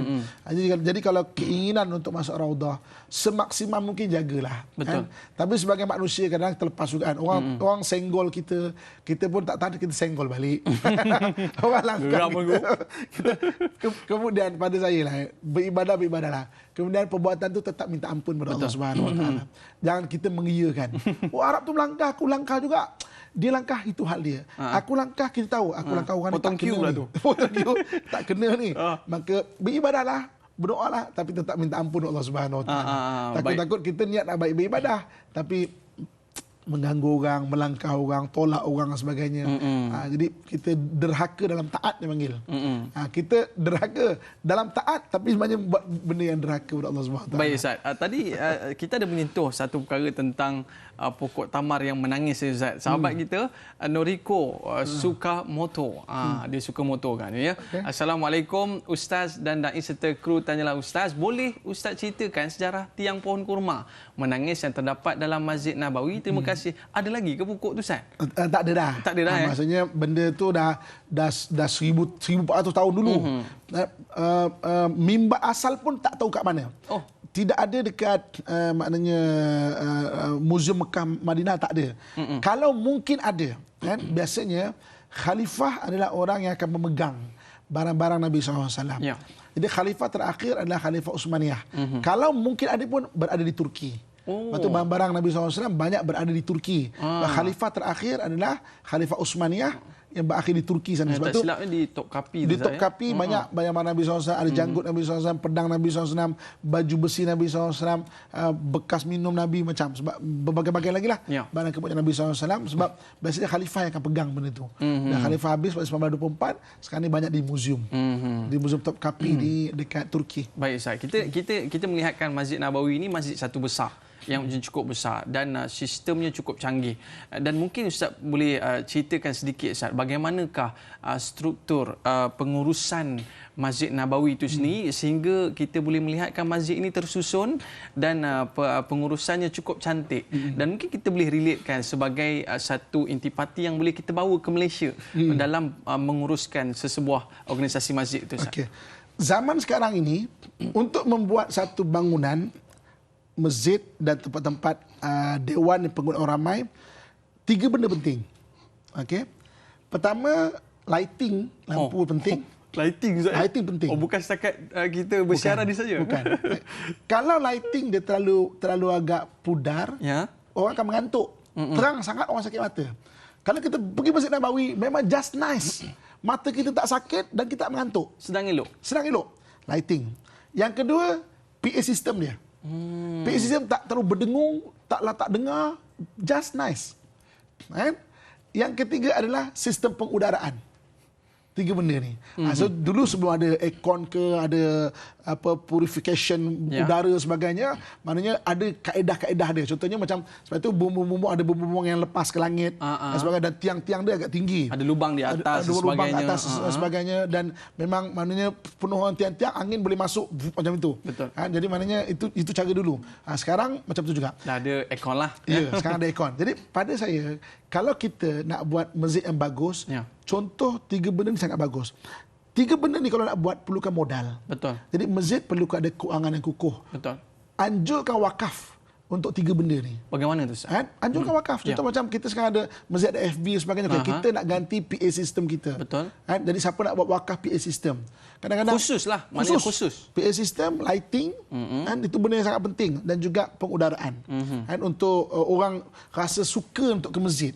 Kadang-kadang kita sebagai penceramah kan, Aiman, saya dan semualah sampai ustaz-ustaz depan saya kan, antara benda yang agak sensitif lah adalah PA system. Betul, Ustaz. Kalau PA system tak berapa bagus, ustaz-ustaz mengajar kesian saya tengok kan.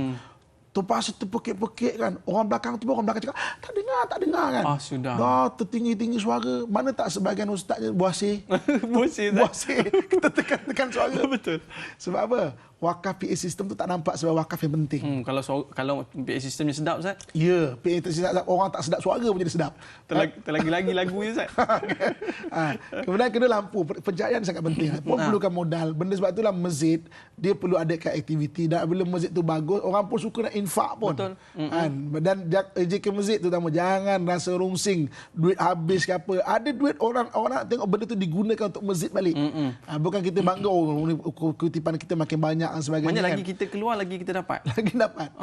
Baik, Ustaz. Saya suka poin ni sebab kadang-kadang kita nak seimbangkan. Kita nak seimbangkan ialah dalam kita nak membina masjid ni, kita takut keterlaluan. Terlampau menggunakan duit ini ke arah seni bina yang terlalu mahal dan sebagainya. Kita nak seimbangkan. Dalam masa yang sama kita nak keindahan Islam itu sendiri. Tapi kita nak jawab soalan ini selepas ini. Kita berehat seketika. Kembali selepas ini dalam Tanyalah Ustaz, biar tahu, jangan keliru.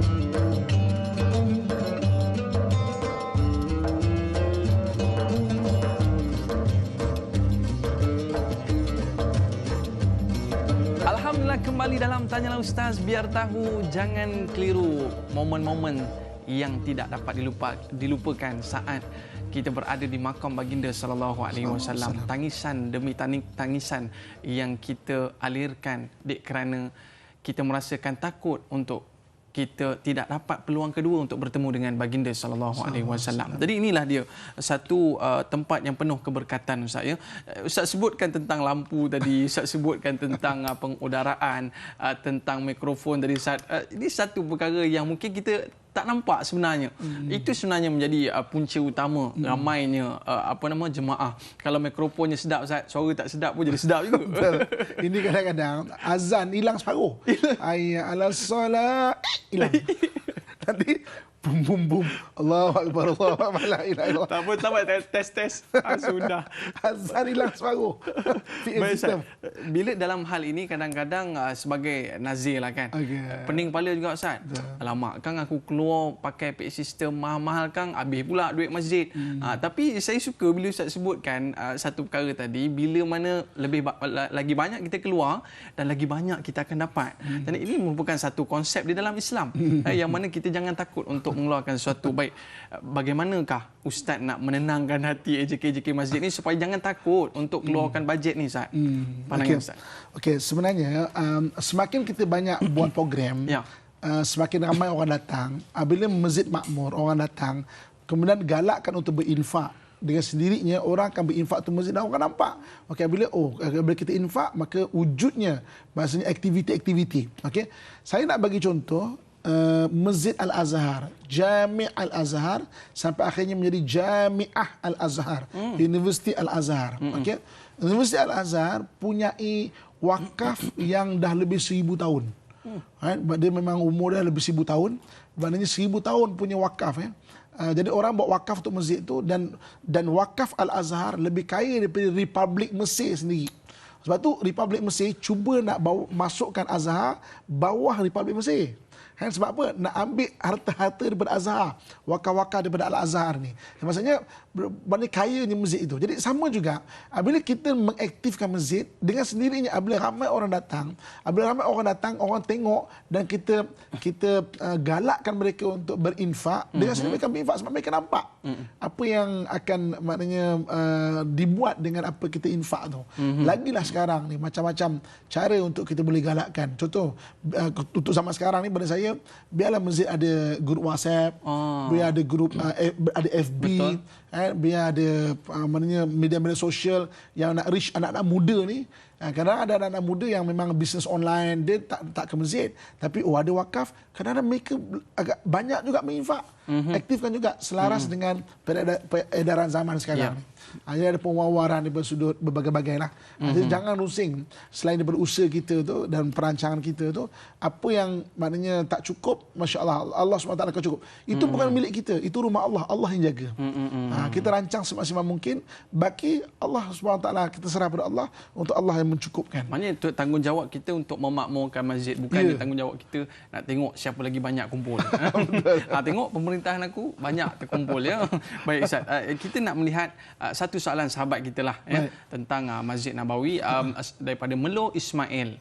Assalamualaikum Ustaz dan Dai serta kru-kru yang terlibat. Adakah wujudnya dalil mengenai solat 40 waktu di Masjid Nabawi, sedangkan kalau kita pergi umrah hanya tinggal 3-4 hari sahaja? Mohon penjelasan daripada Ustaz, biar tahu jangan keliru. Like dakwah, share ilmu. Silakan Ustaz. 40 waktu ni 8 hari. Dulu punya pengurusan umrah 2 minggu. Mana 8 hari berada di Madinah untuk dapatkan 40 waktu tu. Kemudian baki itu berada di Mekah lagi 8 hari, terus mana 2 minggu, 16 hari, 7 hari. Tapi sekarang sebab kos agak meningkat, jadi umrah dibuat dalam masa 12 hari, tolak perjalanan pergi balik tinggal 10 hari, ada kadang ataupun tinggal 8 hari, mana 3 hari, 4 hari Mekah, tak dapat 40 waktu tu tak dapat. Jadi mana 40 waktu ada kelebihan dia, dan kemudiannya kita akan dapat istiqomah, maknanya untuk maknanya solat berjemaah tu. Betul. Sebab 40 waktu kita turun untuk bersama-sama dalam berjemaah di Masjid Nabawi. Jadi sekarang ni memang tak dapat lah sebab pengurusan umrah tu, kos dan sebagainya, jadi umrah dah jadi pendek. Maknanya batu dah tak dapat. Tapi dulu memang mana at least 8 hari berada di Madinah untuk dapatkan 40 waktu tu. Baik. Ustaz, sebelah Masjid Nabawi ni ada perkuburan Baqi'. Mungkin Ustaz boleh cerita sikit perkuburan Baqi' ni, kita nak tahu macam mana ni para sahabat ni, sedangkan yang ada kita nampak hanya batu-batu sahaja. Dan apakah ada adabnya? Dan sehingga kan orang perempuan yang memang tak boleh masuk lah saya. Silakan Ustaz. Perkuburan Baqi' dipanggil Baqi' Al-Gharqad. Baqi' Al-Gharqad kenapa? Sebab dulu di situ ada pokok gharqad. Pokok gharqad ni adalah pokok yang Nabi SAW sebut besok di akhir zaman berlaku peperangan antara penyembah Allah dan penyembah syaitan. Ada orang-orang Yahudi di situ, ada penyembah syaitan di situ. Maka ketika itu semua pokok-pokok dan batu-batu mengeluarkan gelombang yang boleh difahami. Ya ibadah Rahman, wahai hamba Allah, di belakang aku ni ada penyembah syaitan, tangkaplah dia. Kecuali satu pokok bernama pokok gharqad. Bahasa saintifik dia pokok oleander. Pokok oleander ni maknanya pokok yang maknanya dia takkan bercakap. Dia jadi pelindung bagi orang Yahudi besok dan penyembah syaitan. Pokok tu dia macam pokok bunga raya, batangnya besar, kemudian dia rimbun macam itu. Jadi kalau time rimbun tu, orang norok dalam tu orang tak perasan. Dia pokok macam tu. Jadi Baqi' ni dia nama asalnya Baqi' Al-Gharqad. Di situ ada pokok gharqad. Okey. Di situ ada kawasan perkuburan para sahabat. Okey. Dan di situ dalam hadis Nabi SAW 70,000 orang yang dimakamkan di Baqi' akan maknanya dibangkitkan di akhirat bersama dengan Nabi SAW. Sebab itu pengurus perkuburan Baqi' tak kira. Tak nak kira. Maknanya berapa ramai kat situ? Wallahu alam. Mungkin kalau siapa meninggal kat situ, mungkin masih 70,000 orang lagi. Mana kira? Tak ada kira. Maksudnya nak bagi peluang untuk orang sampai akhir zaman, siapa meninggal di Madinah akan ditanamkan di Baqi'. Mengasa di Baqi'. Jadi mana di situ ada makam seluruh isteri Nabi. Okey, isteri Nabi kecuali 2 orang. Siapa dia tu, Ustaz? Isteri Nabi 2 orang saja dimakamkan di Mekah. Yang lain semua di Baqi'. Aisyah di Baqi', Hafsah di Baqi', iaitu isteri pertama Nabi, Sayyidatina Khadijah, dan isteri terakhir Nabi, Sayyidatina Maimunah. Apa nama Maimunah berada di Mekah. Kalau kita tengok di belakang ni, Ustaz, maknanya kita pun tak dapat nak tahu siapa punya kuburan, Ustaz. Sedangkan nak dibezakan dengan kita punya kubur, Ustaz, kadang-kadang siap ada bumbung lagi. Okey. Kalau kita nak tahu yang boleh tahu jantina. Oh, jantina. Jantina. Kalau kubur orang lelaki dia ada antara 2 batu nisan dan 1 batu nisan. Oh. Kita boleh tengok. Jantina boleh kenal. Kenal sahabat-sahabat yang besar lah. Contoh kalau kita masuk memula, kita akan dapat makam anak-anak perempuan Nabi, kemudian isi-isi Nabi SAW. Ini di bahagian entrance, bahagian depan. Masuk entrance dia, masuk. Kemudian kita masuk, kita akan jumpa makam anak Nabi Ibrahim, kemudian Sayyidina Abdul Rahman bin Auf. Depan yang besar juga Sayyidina Osman. Ke kiri makam ibu susuan Nabi, Halimatus Sa'diyah. Kemudian belakang sikit itu Abu Sa'id Al-Khudri. Maknanya sahabat besar masih lebih boleh kita kenal. Yang sahabat lain banyak kita tak tahu dah. Sebab maknanya Baqi' diruntuh dan diratakan pada tahun 1917 ketika revolusi Arab. Baik, Ustaz. Kita nak tahu sedikit. Kalau tak silap, kita dapat tahu bahawa di Masjid Nabawi ini juga ada telaga. Okey. Jadi apakah telaga ni, Ustaz? Okey. Telaga-telaga di Masjid Nabawi ini banyak untuk bagi sumber air dan sumber untuk orang berwuduk. Berwuduk. Jadi maknanya telaga-telaga ni telaga-telaga wakaf. Sebab dulu untuk buat satu telaga bukan macam sekarang ada sistem boring dalam kan. Gerudi gerudi. Dulu memang rasa hati sini ada sumber air, ada cara dia gali tak ada air ke ada air, itu nasib. Kalau lawan sumber air itu nasib. Kalau ni telaga apa ni, Ustaz? Yang di belakang kita ni. Ini adalah telaga yang maknanya daripada dalam Masjid Nabawi. Ini di bahagian dalam, bukan di bahagian luar. Okey, maknanya berkaitan Masjid Nabawi. Ini tempat dulu sumber air untuk berwuduk. Ini bahagian belakang sikit daripada Masjid Nabawi. Di bahagian kawasan dalam tapi di belakang. Di belakang. Okey. Jadi maknanya ini sumber air ketika untuk berwuduk bagi orang yang berada di Madinah. Sekarang dah tutup, tak guna. Sekarang sistem pipe dan sebagainya. Jadi sistem dah lebih bagus. Dulu memang ambil pakai telaga cedok macam itulah. Untuk berwuduk, untuk orang mandi pada waktu pagi. Sebab dulu tak semua rumah orang ada perigi. Jadi ada dipanggil perigi umum yang digunakan untuk ramai orang sekali. Ini di antara sumber air utama. Di sekitar Masjid Nabawi. Baik, Ustaz, kita berada di hujung-hujung siaran kita ni, Ustaz. Kita nak tahu juga sebagai kalau orang pergi ke Madinah ni, Ustaz, sedikit apa benda yang tak boleh dilepaskan ni, Ustaz? Dan sebagai kesimpulan jugalah, Ustaz. Silakan. Saya nak bawa satu hadis Nabi SAW. Nabi sebut mengenai Madinah kan. Innal iman la ya'ti ilal Madinah kama ta'til hayy ila hijriha. Sesungguhnya iman akan pulang ke Madinah seperti mana ular pulang ke sarang. Jadi di Madinah adalah tempat refresh iman terbaik. Refresh iman. So jadi kalau kita tengah sedih, kekurangan apa semua, ada rezeki, pergi ke Madinah. Sebab Madinah adalah refresh iman. Tapi mahal, Ustaz. Ya. Itu kalau ada rezeki. Habis kalau tak ada rezeki macam mana? Pergi masjid. Beriktikaf di masjid. Mana-mana masjid. Juga dapat. Mana masjid. Yang penting itu masjid itu. Kan? Maknanya pergilah ke masjid mana-mana. Maksudnya doa dan sebagainya kan. Tak semestinya nak mesti ke Madinah apa semua. Masjid-masjid kita pun banyak juga. Betul. Kan? Penuh dengan malaikat yang mendoakan dan ada keberkatan. Dipanggil Manba'ul Huda. Tempat sumber hidayah berada di masjid. Mana makmur ke masjid. Jadi jangan terlepas kalau pergi ke Masjid Nabawi adalah untuk ziarah makam Nabi SAW. Usahalah untuk dapat pergi ke Raudah. Kalau tidak menganiaya orang. Kalau dia aniaya tolak-tolak, tak apalah. Pergi masjid ilmu. Betul. Sama juga. Kemudian terokailah sejarah-sejarah. Keliling tu banyak sejarah-sejarah Masjid Nabawi. Maksudnya dalam Masjid Nabawi saya sebut, tengoklah. Maknanya saya cerita tadi nama-nama Nabi SAW, makam Nabi SAW ada 24 zikir. Siapa membaca zikir itu insya-Allah diberi kecintaan Nabi SAW. Di depan makam Nabi, dekat pintu Nabi tu ada yang emas tu. Apa bunyi makam tu? La ilaha illallah al-malikul hakul mubin, Muhammadur Rasulullah sadiqul wa'dil amin. Ya. Zikirkan amalan tu, insya-Allah kita diberi kecintaan pada Allah dan juga Rasul. Ini baru kita cerita dalam pagar Masjid Nabawi, Ustaz. Belum kita cerita di sekelilingnya. Mungkin Ustaz boleh sebagai penutupnya memimpin doa kita, Ustaz. A'udzubillahi minasyaitonirrajim. Bismillahirrahmanirrahim. Alhamdulillahirabbil alamin wassalatu wassalamu ala asyrafil anbiya'i wal mursalin wa ala alihi washabbihi ajmain. Mudah-mudahan Allah jadikan saya dan kamu sekalian hamba Allah yang soleh dan solehah, yang sentiasa mentaati perintahnya dan meninggalkan segala larangannya. Ya Allah, ya Tuhan kami, jadikanlah kami orang yang sentiasa bersyukur di atas segala nikmat-Mu, ya Allah. Jadikanlah kami orang yang sentiasa bersabar di atas segala ujian daripada-Mu, ya Allah. Jadikanlah kami orang yang sentiasa beristighfar di atas segala dosa dan kesalahan kami, ya Allah. Jika Engkau matikan kami dalam keadaan beriman dan tanpa sebarang fitnah serta kekecewaan, ya Allah. Sudahi hidup kami dengan husnul khatimah, ya Allah. Ya Allah, ya Tuhan kami, rezekikan kami untuk mencintai-Mu dan mencintai Nabi-Mu, ya Allah. Rezekikan kami untuk mendapat syafaat daripada Nabi-Mu, ya Allah. Rezekikan kami untuk kami gunakan lidah kami untuk berzikir dan berselawat kepada-Mu dan kepada Nabi-Mu, ya Allah. Ampunkan segala dosa dan kesalahan kami, ya Allah. Pasangan kami, ya Allah. Ibu dan ayah kami, ya Allah. Guru-guru kami, ya Allah.